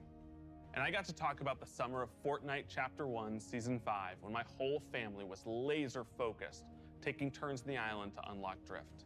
In addition to launching all of Destiny 2 on the Epic Games Store today, for the next week, if you download the game on Epic, we will give you the 30th anniversary for free. If you haven't earned your Galahorn yet, or you haven't played the Grasp Dungeon, come to the Epic Games Store and you can jump in for free. We want to welcome all these new Guardians with a celebration, one that stretches a little further than the last city.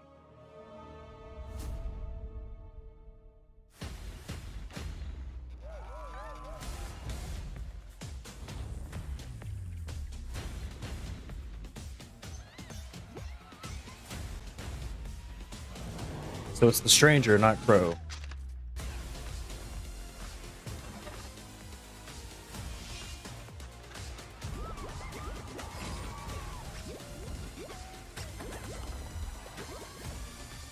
I wasn't expecting the fall, guys.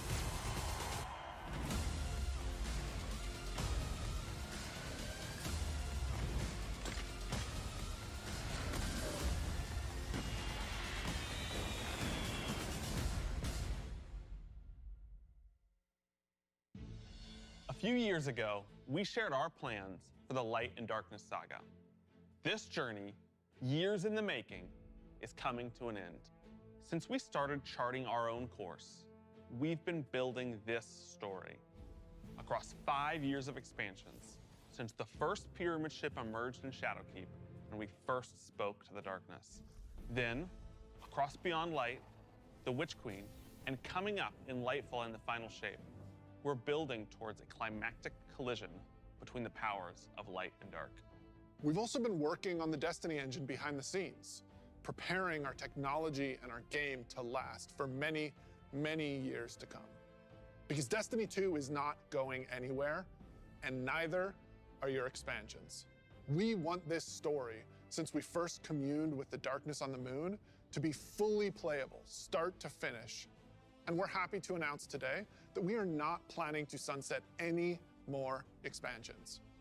We want the Destiny universe to grow, and we're going to continue to do everything that we can behind the scenes. Enough about the distant future. Let's talk about today, the best day all year to jump into Destiny. Yes, because if you're looking to catch up, right now, all expansions are free to play for this entire week on every platform for everyone. Right now, Season of Plunder is live, and the Helm's got a set of supercharged art gear for anyone looking to catch up on the fun. Destiny is live on the Epic Games Store. You can download it for free, and you can get the 30th anniversary pack as your welcome gift. And if you liked what you saw about the future, right now, pre-orders for Lightfall are live on all platforms. And anyone who purchases the annual pass gets the exotic auto rifle Quicksilver Storm today. Today is a perfect day to play Destiny. So we'll see you in game.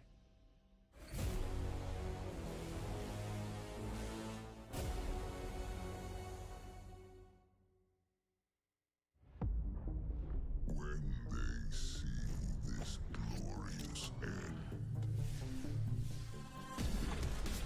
will come. Pretty cool, pretty cool. I've read about them. What is the human word? Pirates.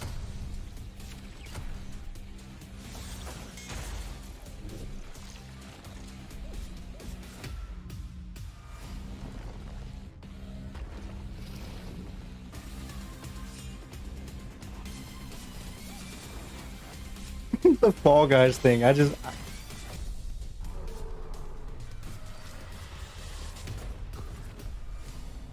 them come and see.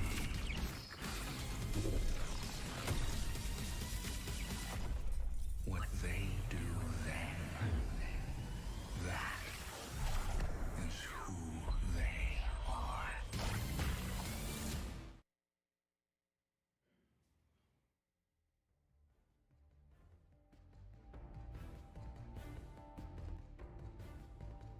All right, so the big reveal that they will no longer sunset, missions and the expansions and stuff. Yeah, that sounds great because we're so used to them like deleting planets and taking away expansions and stories but that shouldn't even happen to begin with. We're not going to celebrate something that should have been there from the beginning, but I guess it made sense. Creating space, maybe that was their plan all along, just like with sunsetting weapons. They had a plan, and this was part of their plan, was to unveil now, oh hey, guess what? We're not doing that anymore. Celebrate us. But everything else, awesome. So awesome. But that little tidbit just kind of rubbed me the wrong way. I don't know.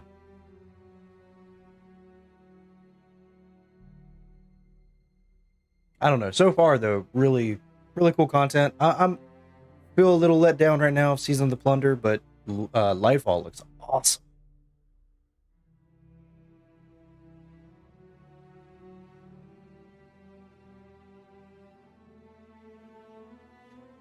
I love pirates, though. Very cool. Just the activities just look more like rinse and repeat activities. Maybe I'm wrong.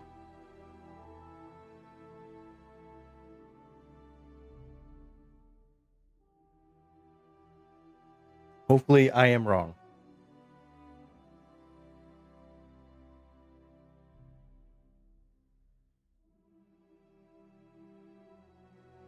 Do do do do do do do do do do do. They restart that timer? I think they did.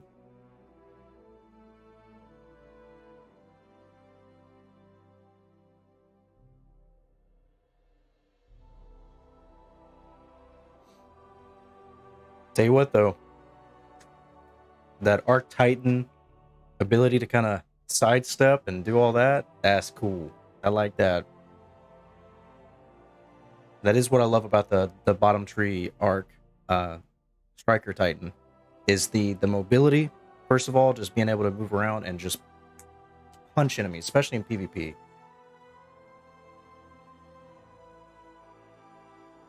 What you got for us, guys? Hey Guardians, and welcome to the Destiny 2 Showcase post-show. Oh, I hope you're having as much of a good time as we are, because it is so good to finally share all the things the teams have been working on so hard behind the scenes. We've got Arc 3.0, we've got Space Pirates, we finally have Drifters saying more than 2 words. It's a beautiful thing, and we've got some really cool stuff lined up. Before we get to that, I want to say what a pleasure it is to welcome to the stage the one, the only, D-Flawless. Hey, how you doing, buddy? I'm doing great. Yes. Thanks for having me. It's such a blast to be here. Like you said, we got Pirates, we got Arc 3.0, we got Light. We got so much stuff to talk about. I can't wait to dive into it and just go over everything. Go ahead and give us your best Drifter impression. Go ahead.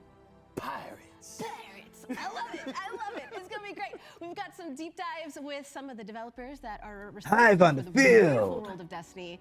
We've also got a live gameplay stream later on with some of the team as well, which is going to be a good time. It's going to be fun. It's going to be fun. Hopefully nothing crazy happens. No, we love crazy here. We're Bungie. Come on, let's go. Well, never mind. But speaking of deep dives, you actually have something coming up, right? I do. What you got? I got some members of the dev team here with me, and we're going to be talking about some of the new stuff that's coming to Destiny 2. What's going on, y'all? Howdy, Flaw. How's it going? Thanks for joining us. What's going on? All right. So last time we did this was Shadowkeep, and Dado was here. And So let's far, just my address the man's elephant doing in a the pretty room. good job. All right. There was a popular meme made, and I don't have a notebook like Dado did. I have cards, okay? So you can't meme this. All right? Solid. We're safe. We're safe. All right. Good to know. How's everybody doing? So good. Happy to be here, man. Awesome, awesome. Let's go around the table and let's have everyone introduce yourself. Let's start with this lovely gentleman to my left. Hey everybody, I'm Joe. I'm the game director for Destiny 2. Oh, hey everybody. I'm Dan. I'm the general manager for Destiny 2. I'm Taylor. I am the Really senior keep an test eye lead on for Joe. season My 18. man doesn't know what to do with his hands, and I love it. He's so socially awkward. Hi, I'm He's Kat. human. I'm the project lead for Destiny 2 expansions. Hi, I'm James Sy. I'm one of the creative directors on Destiny. Very nice, very nice. Thank you all Come so on, much Joe. for being here. So let's just kick it off. We're all just talking. We're all just. What's he having a gonna do good with his time. hands? Let's What watch. are we most excited for? I love the awkwardness. Neomuna. Neomuna? Yeah. Neomuna. It looks so good. Did you guys see that trailer? It looks so good. I'm very excited. I'm very excited. I think in general, like in Destiny, we've went to very different destinations. There are very nature ascendant, and I think I'm really excited to just see what a up to date, like super futuristic neon city looks like, and I'm very excited to just use the grapple on. Actually, right there. Yeah, that city looked awesome. Grapple. Yeah. So I was different. gonna say, And a the thing grapple. about I don't know. Newman, it's really cool because, as Kat was saying, we've gone to a lot of like abandoned places, a lot of nature ascendant places, places that are falling apart or overrun. But New Muna is like this. It's a civilization that the people believed in, and it was worth protecting. And it really embodies like the positivity and the hope and the optimism that runs at the core of a lot of what Destiny does. So it's a really cool place. I think I'm excited for how different it feels from where we've been before. What Kat and James were saying. I think last year the team was sent on a mission, and we said, "Can you make a really cool swamp?" And they're like, "Okay, yeah." And then they're like, "Okay, we've gotten really good at this like swamp making." I was like, "Great. Now make a city, right? Like now make like futuristic, like something that's never been done before in Destiny, where you feel like minutes before you got there, it was functioning, right? Like people were thriving in this place, and that's just a place that we've never been before in Destiny." Absolutely. You guys killed it with the design. And did I see this correctly? Are we getting destructible environments in the game? So the game is like all about like blockbuster action, you know, big fun sequences there. And yeah, there's definitely like some locations, some places where there's gonna be a lot of like things. The answer is a no. lot of visual flair. It's not like the kind of destructible, like dynamic destructible stuff where you're like gonna blow like a new path in the What are they, Red the Faction? level and be able to like take a different route than you thought you could. But it really adds a lot to the mood and stuff to have like these things blowing up all over the place. It really complements the theme of the release. Yeah, I think for us it's about, you know, really highlighting some of those moments, right? You're gonna place the rally banner down and just a sea of Cabal or Vex is gonna pour out, and then suddenly glass is flying everywhere and fans are going, right? And that's that moment that we want, and then they're like, okay, yeah, I think I earned that, you know, those 2 treasure chests for my encounter there. I'll be on my way. After all the explosions. Yeah. Right. I mean, that's the trick, right? Like, it's a war zone, right? Like, I know we've been at war, and I know we've been protecting the last city, but to Joe's point, we just spent, you know, the last year in the swamp kind of playing detective. And this is, the battle is there. It's huge. It's larger than life. So there's things blowing up. There's the constant struggle. It's just a very different vibe. I'm super excited for the action of it. Who doesn't like blowing stuff up? I do. So we talked about a little bit. Tell us more about who we're going to be encountering on Neptune. Who are we fighting? We saw some Cabal. Yeah, I mean, I think the big thing is, you know, the Witness has pulled in and sent Callus, right? You probably saw that concept of Callus's, you know, in classic style, the big pyramid ship with his own sort of effigy crowned on it. And so there's going to be a lot of Cabal. And then there's also this sort of Vex undercurrent threat of Neomuna as well. So, that's an interesting thing that players will does anyone else discover think that maybe Savathun is going to give us the Strand subclass somehow? Because obviously Savathun's going to come back. You know, they all are coming back, and I think Savathun's going to be an ally in some way. 97% certainty. But I almost feel like, and not a robot. Okay. Yeah. I mean, she's green, Strand is green. It's so cool because you know, we've been seeing like a ton of stuff going on with like Kaital and stuff in the past few seasons and things, and we're starting to explore like more of the backstory of like Kaital. Find out more about. That's how you say it, Kaital. It's just really exciting to see that happening, like the Destiny universe continuing to grow, and Callus, like we're gonna find out like why he's, you know, signed on with the Witness. What does he want? What does he hope to gain? Yeah, but speaking of which, though, but like, even though it's 97% Callus, and it's the Cabal, but it's not the Cabal we know, right? Like, as becoming a disciple, Callus got some upgrades. So like, there's a different Cabal we're going to be fighting. There's different flavors to it. Yeah, and I think the biggest, you know, upgrade, it's not just the Cabal. There's another okay. pyramid coming with the Cabal, right? We need to create a new enemy. Help, and that's what we call Let's just reskin an already existing enemy again, Tell me about the Tormentors. I'm excited to and that's the new enemy. Terrifying. I get it. Some will call it lazy, Yeah, so the but Tormentors are a new it makes pyramid sense. that will be joining the Cabal and the forces of the Witness this time around. And they're basically bosses in the battle arena that you will encounter throughout Neomuna. They are, as you said, terrifying to fight against. They have different phases, and they're really like, scary mini bosses. Yeah, it's. I mean, we called them like terrifying Grim Reapers, and these things are awesome because they're like the first like pyramid units that are like in the core combatant sandbox now that you know, so that they're gonna anchor like a lot of tough encounters, and they have a bunch of different ways they can hit you, right? They have like the like side thing, we called them, you know, like I said, our terrifying Grim Reapers. So they throw these like side like. I like this guy. He seems kind of fun. They can rush in and like he's excited. You Doesn't look. and it's just like doesn't look fake. completely Looks different like experience. genuine. It's a really fun kind of like. They're living up to their name. Yeah. Yeah. Can't wait to get tormented by some tormentors. I like how terrifying Grim Reaper was the throwaway term. Like, that's scary enough. This is Grim Reaper, but worse. And we also have another new character type. What are we calling these Cloud Striders? What can we say about these guys? Are they friend, foe? Yeah. A little background on the story of Neomuna. So during the first collapse, there was basically a ship that was able to escape, and that's how the society in Neptune started. and how Neomuna as a city came to be. They basically have been preparing all these years to avoid a second collapse. And What make is sure her that accent? all their It's so citizens are unique. safe. As part of that, Neptune. there is this class of people who actually are volunteers.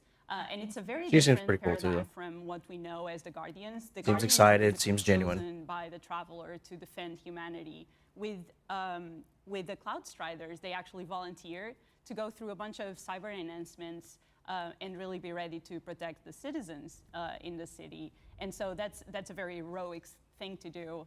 And we're going to be able to discover more of their story and how they came to be. But also it comes with a cost. Like they actually shortened their lifespan for about a decade as they are Cloud Striders. And so you basically have 2 at a time, one who's mentoring the next one, and we're going to see some of those things play out in Lightfall. Yeah. What I sort of love about the Cloud Striders is they sort of form this mirror for the Guardian in a bunch of ways. You know, we think of Guardians as the only heroes for the solar system, but the people of Neptune have come up with a different way. And you know, you take yourself as a Guardian, you know, this 6-foot mystic hero, and then you stand next to one of the Cloud Striders, and you're like, oh, I'm small. Yeah, and every one of the Cloud Striders looks like they're hitting the gym, you know, morning, noon, and night, and they have a very different approach to combat maybe than our sort of like tactical view or mystic powerful view. They're all force all the time. Yeah, it's a beautiful juxtaposition, right? Like you have the Guardians, as Kat said, that were chosen, like, you know, chosen for immortality but still for defense and protection, versus these Cloud Striders that opt in to shorten their own life, the antithesis of immortality, to sacrifice their mortality also to defend. And it's interesting to see, like, to explore how those two different societies play out and how they approach battle and how they approach combat. It's going to be really awesome to see it play out.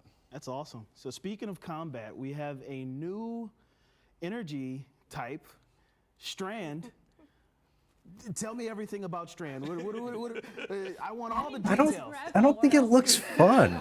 Like Stasis seemed fun when it launched, and obviously it was overpowered, but it felt like they pulled back a little bit to make this not so overpowered at first, especially in PvP. It's the first power where your Guardian is the first person to ever encounter this. It's sort of a thing that you're learning about, and you have mentors that are helping you learn more about it, but you're really on the front lines of this sort of new darkness power and what does it mean, and then I think how that gets, you know, translated into gameplay is this high mobility. We really love the thought of the cosmic web, right?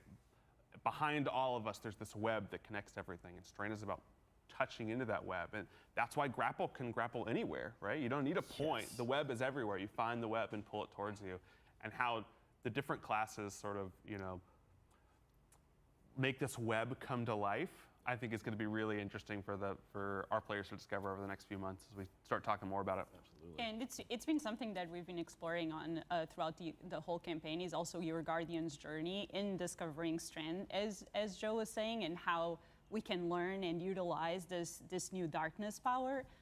Is part of the story that we're gonna go through with players, and so it's been really cool. As a Titan, I'm very excited about doing the Titan thing and actually hold Strand and have like a whole AOE. What's with all the punching? Whoa, they're claws now. They're grafted on. Excuse me. This is a refined punching. Yeah.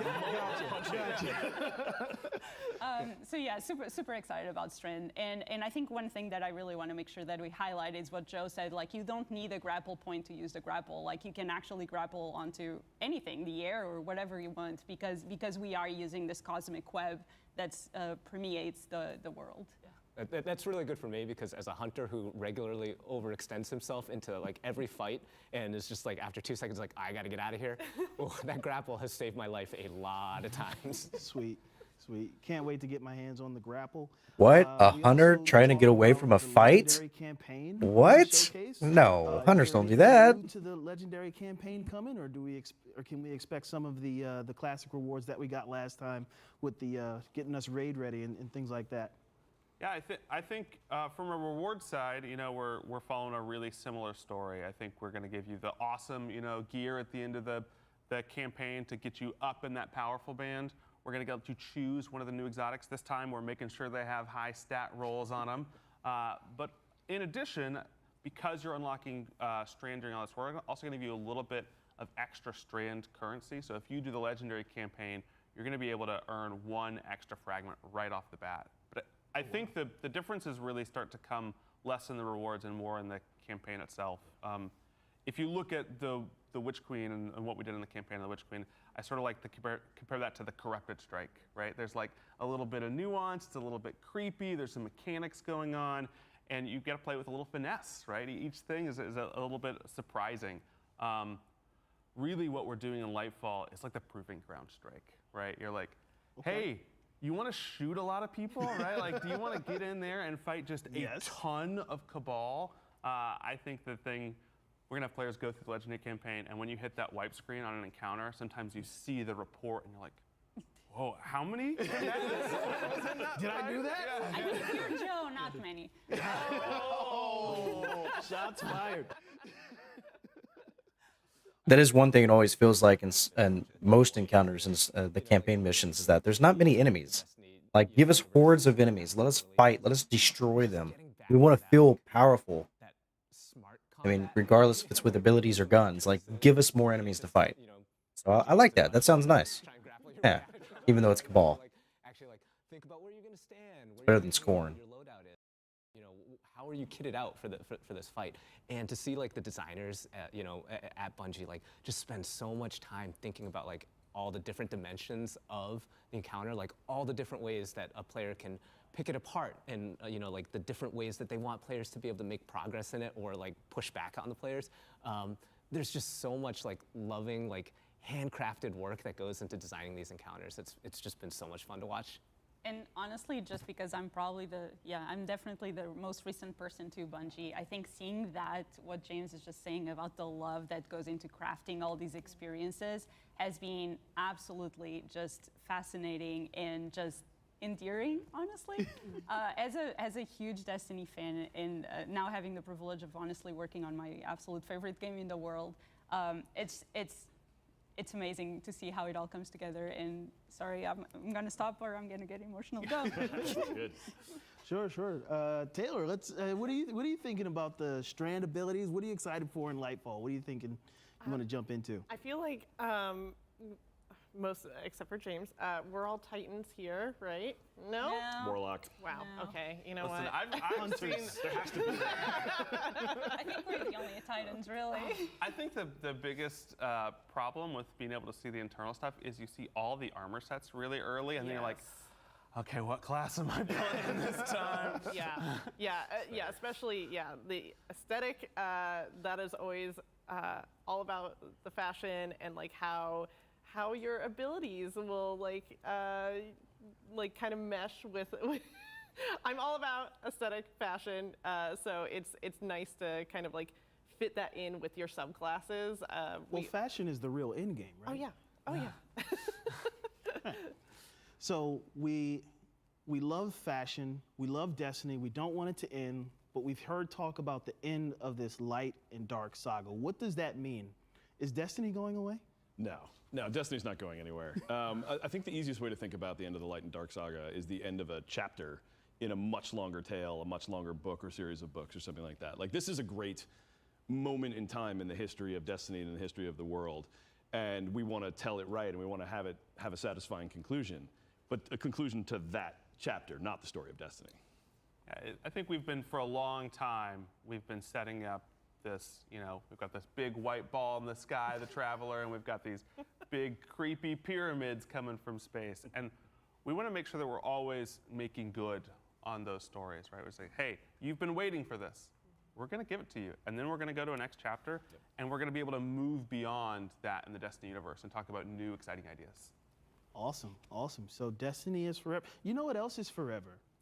Fortnite. Epic? What's going on? I mean, like, why wouldn't we want to be on Epic Game Store? Yeah. Right? I mean, one of the key pillars of Destiny that our ambitious goal that we try to hold ourselves to is we want to be able to play this game anywhere. Right? Like, and just Epic Game Store is such a huge step in that direction. There's so many amazing gamers that are over there on that platform. And we're big fans of Epic. We're big fans of all those games. We're super excited today to be able to bring them, like, just bring Destiny to all those players who may not have experienced it before. You know, and also worth mentioning, if you do go on Epic Game Store today and sign up, you do get the 30th anniversary pack that we launched last year for free. Wow. Forever. Wow. I'm super excited to see all the collaborations, Epic, Fortnite, Fall Guys, all that. But before we get into that, there's some other things, very exciting things that the community's been asking for a long time. LFG's coming into the game. You finally did it. Give me the story behind this. Yeah, I mean, the engine just talked about it, how I'm important. kind of curious why. Now, granted, I guess in the sandbox changes and all that stuff, they talked about it, but didn't say anything about skill-based matchmaking. I assumed they were going to talk about it a little bit more, but I guess they already said what they needed to say.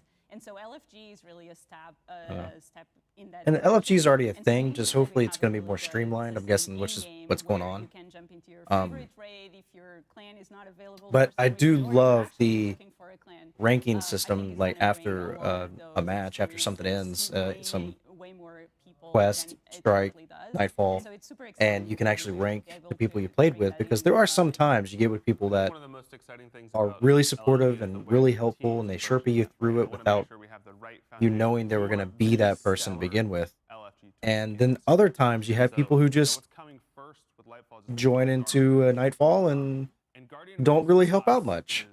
If anything, they just emote and dance around and let you do all the heavy lifting.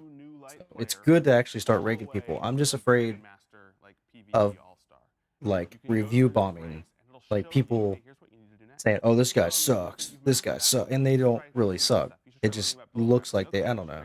We'll see. Who knows?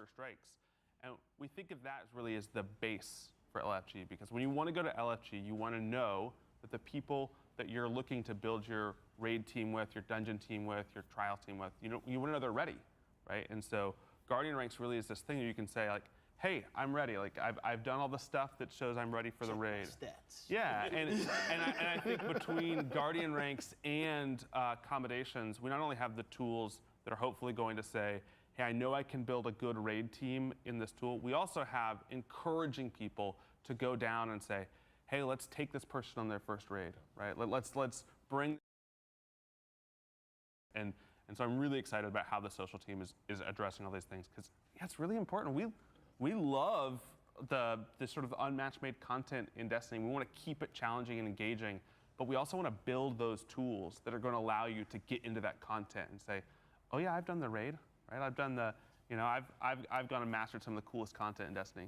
Yeah, I think there's like a lot of cool elements that, like Joe's talking about, where it's like, it's showing you what you need to do to, to progress, how to spend your time. Another property I really like about Guardian Ranks is that as you move up, it forces you a little bit out of your comfort zone.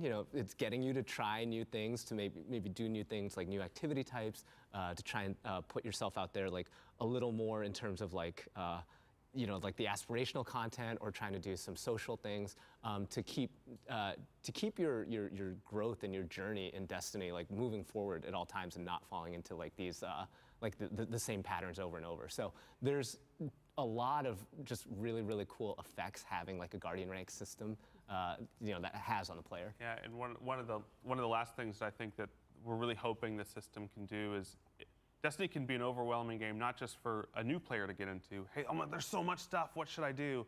Also, if you're taking a break and you're coming back, and we really want the Guardian Ranks to be this place that you can go where you're just like, what should I do? There's so much to do in Destiny. What should I do? And you can go say, okay, I should work on this. Wait, you're allowed to take breaks?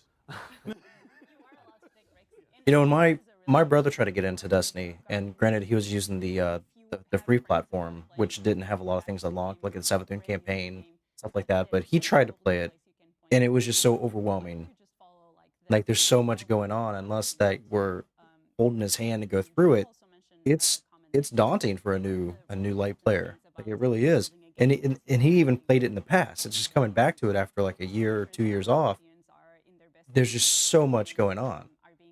So I'm glad that they are doing some version of hand holding for newer people. But yeah, I think change can be good when it comes to something like that, like LFG. I think that's a smart idea. Reward players for they're good things that they did in the game. Either they were helpful or like they were really good at PvP or whatever it was. And so that system plugs into Guardian ranks, and I think it's going to be really a highlight of the system. Yeah, the once you get past all of the, hey, I've done all the content. And there it is. There's a ranking system in PvP.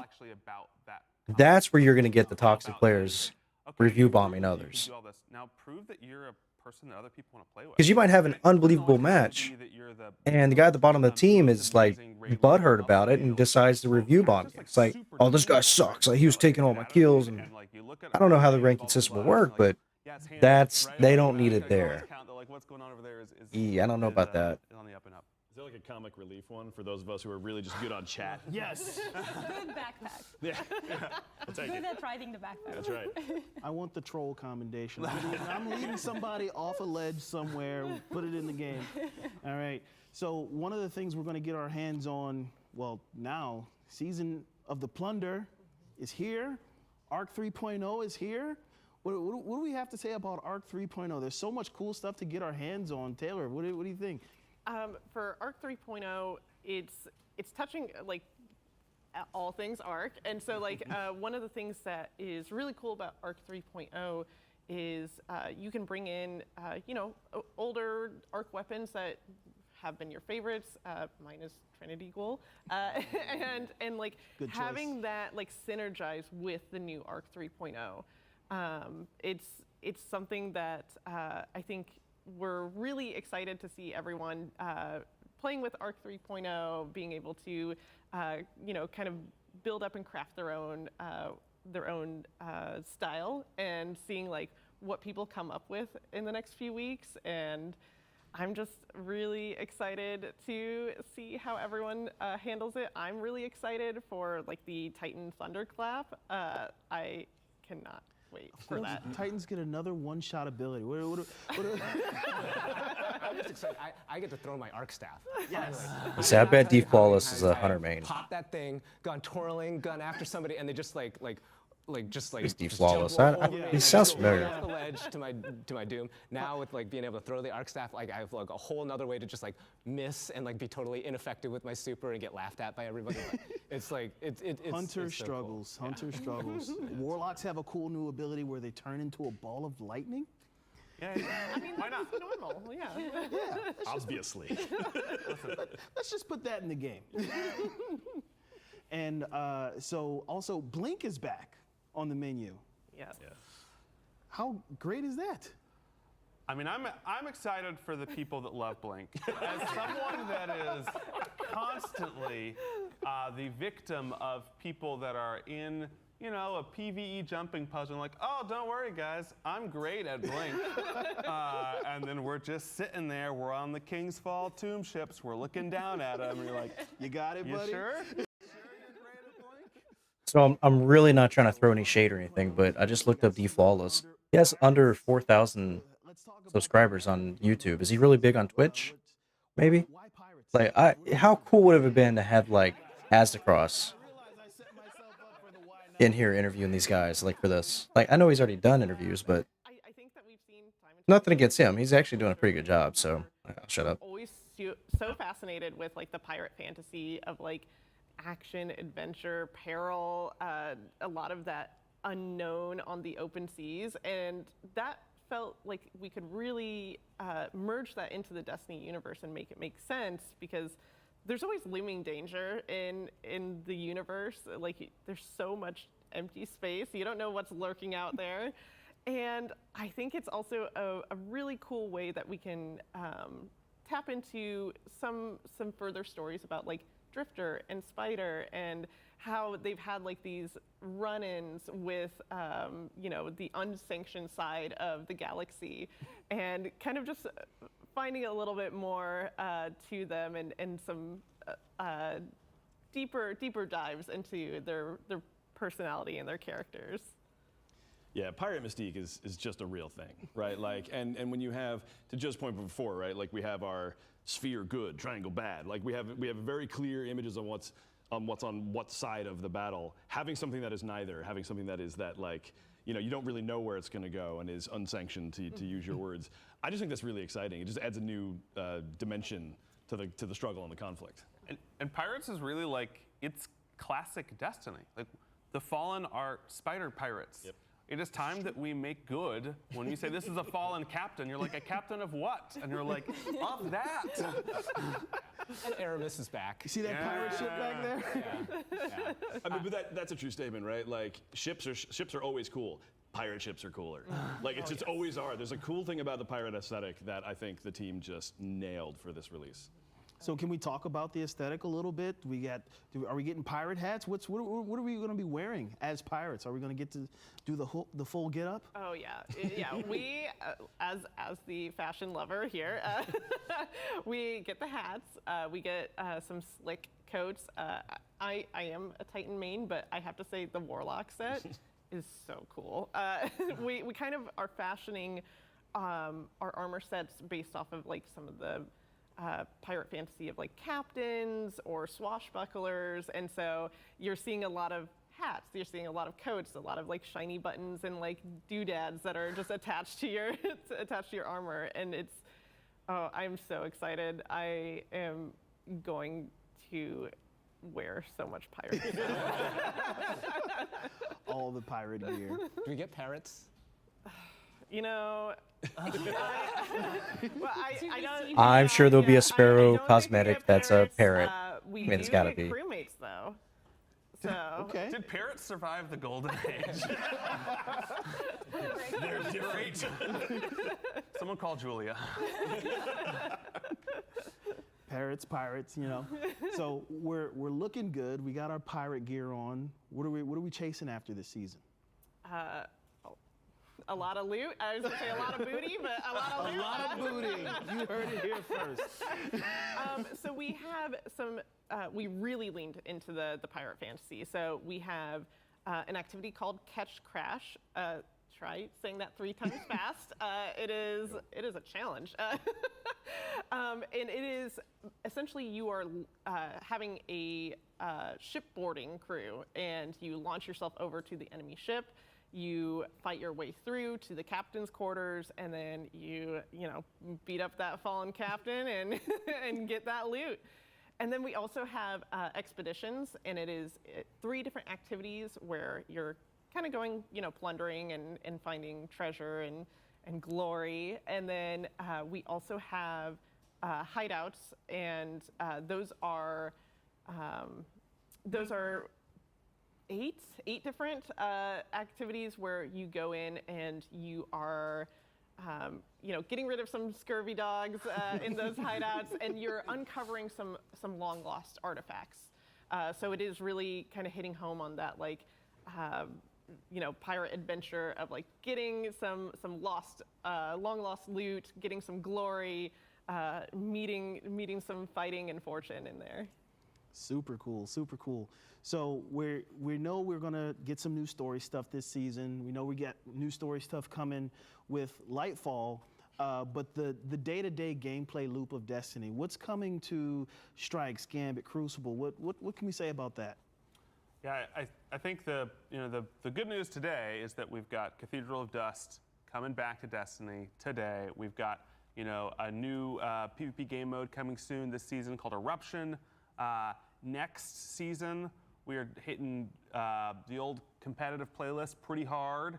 We're doing some matchmaking stuff, and on top of that, we're getting focusing engrams coming to Shaxx, which I think will be a pretty exciting thing. And then as we sort of get into season 20 and Lightfall, we're really turning. Let's talk about that. Let's talk about the Shaxx stuff. Vala and the old Vanguard playlist with focusing coming to him.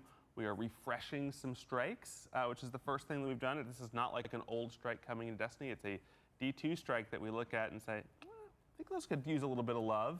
And like the shadows. Yeah. And so you may find out about some of those coming in. And then we've also got some really exciting changes just coming to Nightfall and stuff overall that we'll talk a little bit more. And then, of course, next year, you should expect reprised PvP maps and new PvP maps coming as well. Yep. Sweet.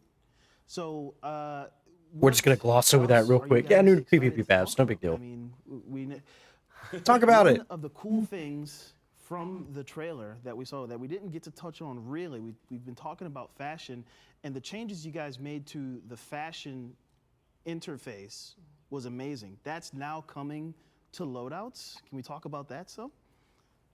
I have a nice story to tell because I remember interviewing for Bungie, and it was like, if you could add one thing to Destiny, what would that be? And I was like, loadouts.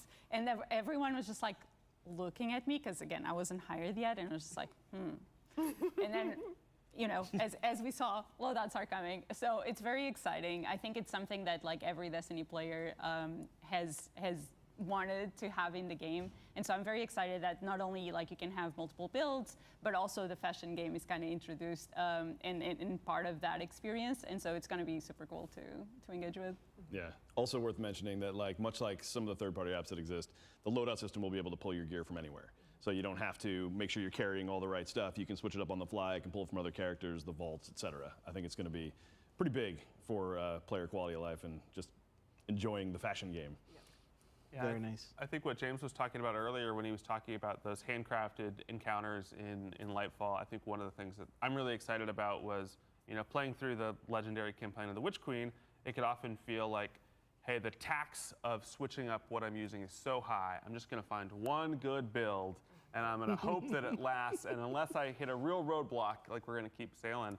You know, with all the light subclasses getting 3.0 and with loadouts and, you know, the manager coming along, I'm really excited for players to, you know, boot up Lightfall, set up all their different possibilities, and then go into these missions, and if they fail once, say, you know what, I think I should use Void for this, and then just press the button and be on their Void loadout, and then just hit that rally flag and be ready to go. That's super cool. It's super cool. And I think with all the synergies and mods that you now slot everywhere, I think it's such a time saver as well. Like it's much faster to get into the fun and like even strategize with if you're playing with a fire team and be like, how can we make sure that like we're all covering all the things that we need to cover for each encounter and each activity. So it's, yeah, super excited about it. Huge time saver. I'm so excited for that because my fire team takes way too long in the tower to like figure out what they're gonna set up and what they're doing, and it's like, you guys, let's just go. Like, so Come on, that's part of the fun.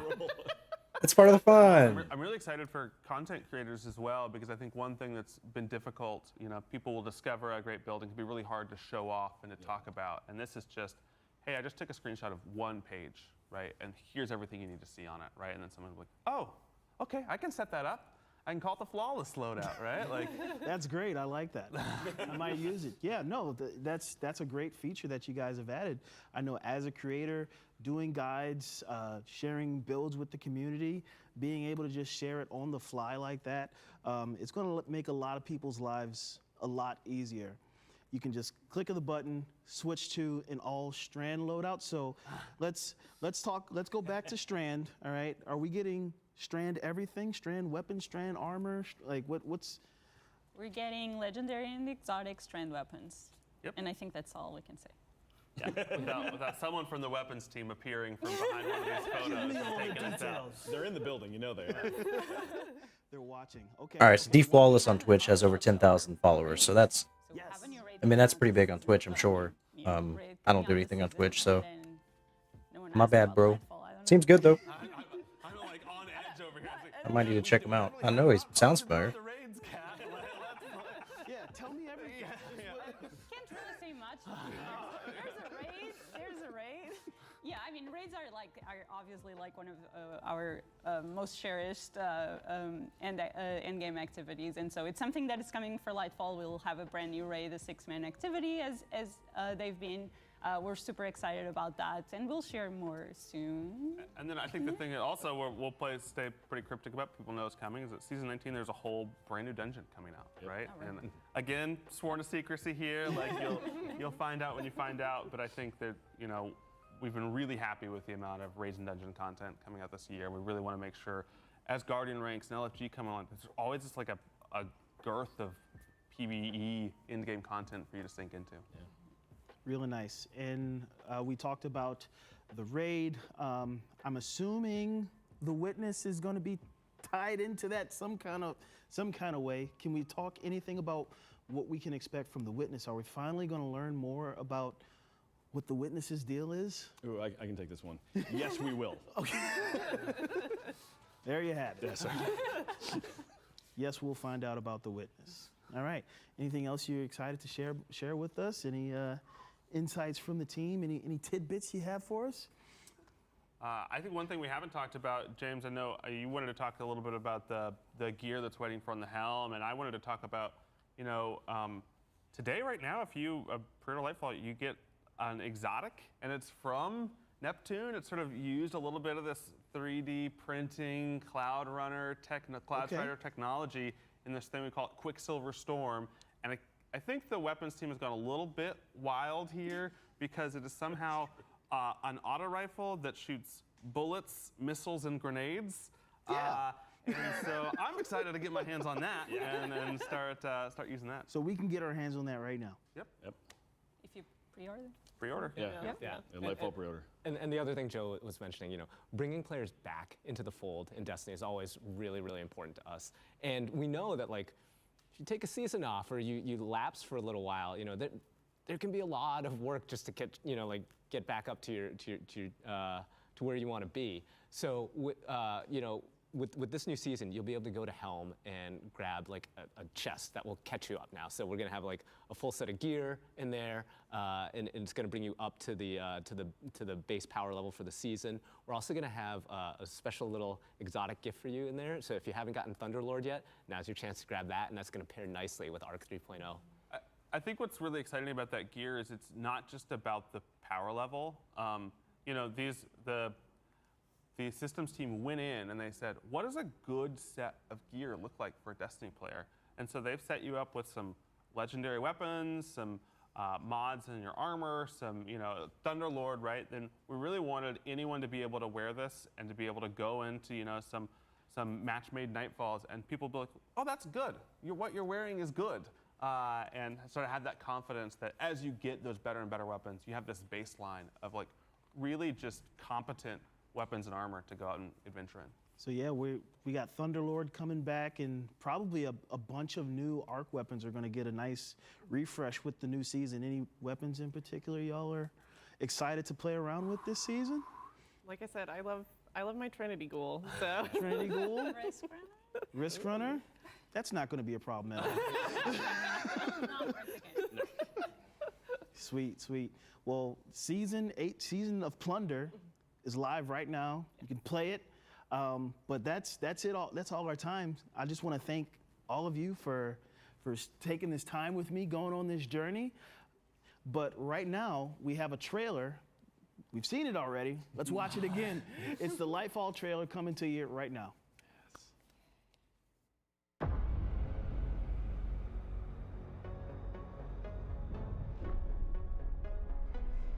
When they see this glorious end, they will come for us.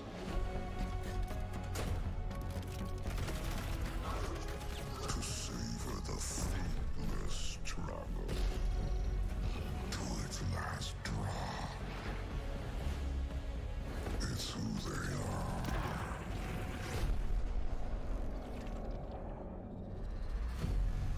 Let them come and see.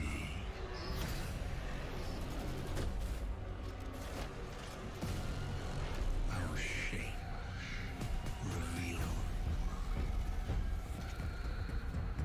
what they do then.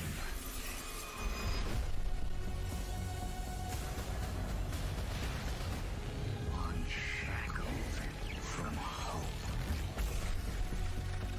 That is who they are.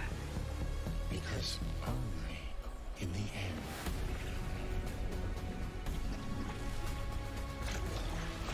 are we free.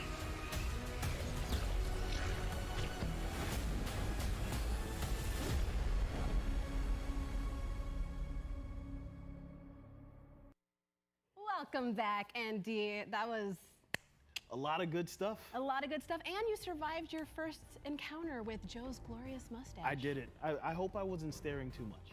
I mean, if you were, he can't see it over all that hair. It's fine. You're good. You're good.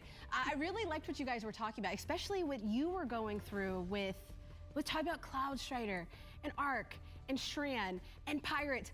I can't wait. If anybody has seen the Pirates, you kind of look like Preston a little bit. It's a character. He's like, another settlement is waiting. And I'm like, I'm gonna get my settler on. It's gonna be awesome. It's gonna be epic. I'm gonna destroy enemies. It's gonna, in the nicest way possible.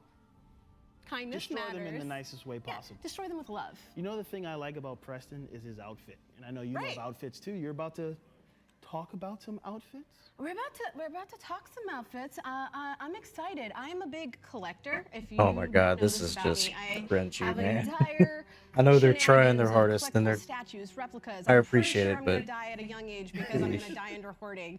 But it's really exciting. So like, I'm actually excited to go into the next segment because that's where we're actually talking with consumer products and getting our geek on. Yeah. I'll let you later. get to that. I'll catch you later. Dope. I will see you later. Hi.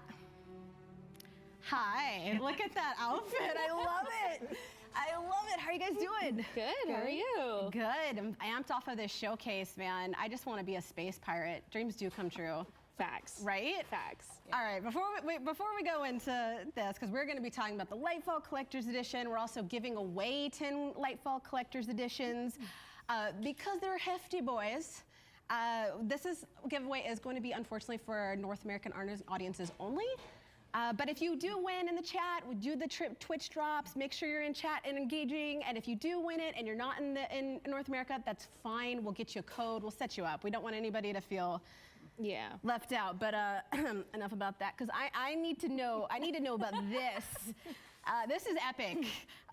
Warlock, I mean, I'm Titan main myself, but I do appreciate myself a good, powerful Warlock. I like it. Okay.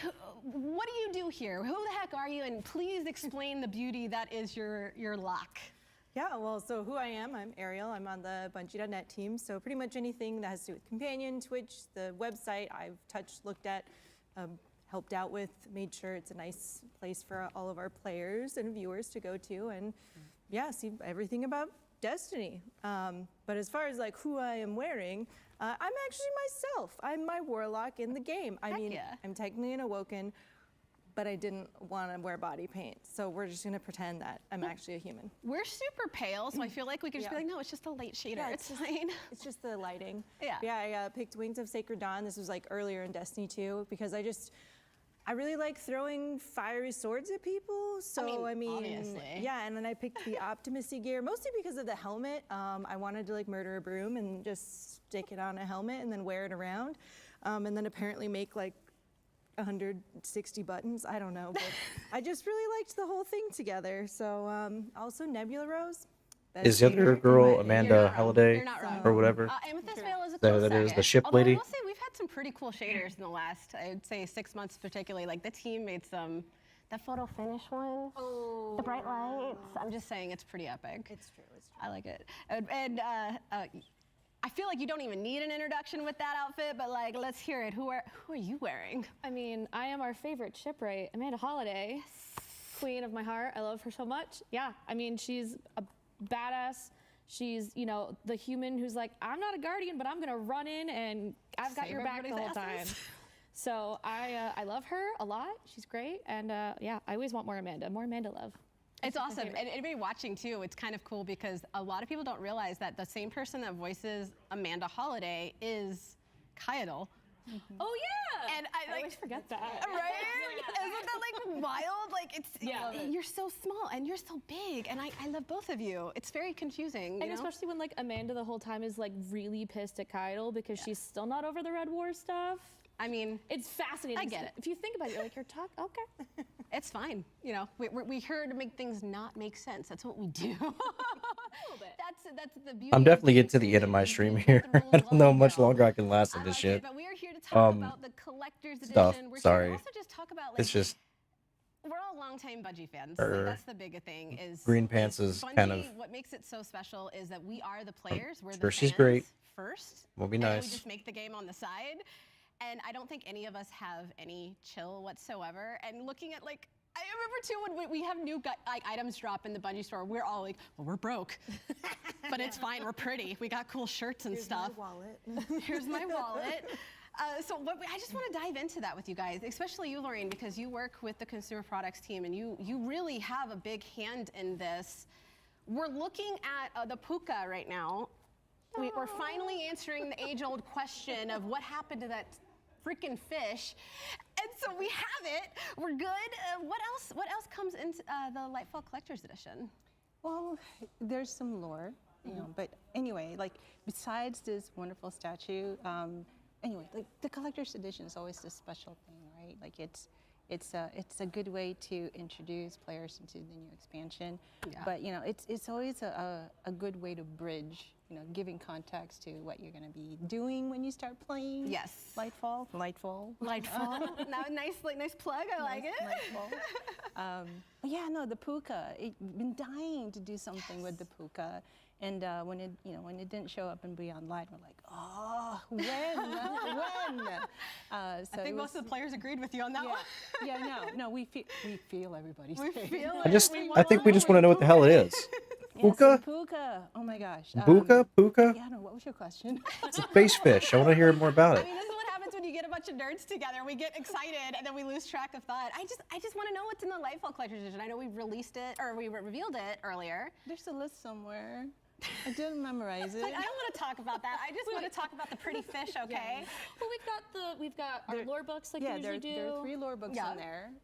We love lore. Yeah, and then you're gonna get to know about the puka and the relationship with the stranger. Yes. We're gonna see something of the interview. Like, come on, when Osiris came out of Ikora has to talk to him.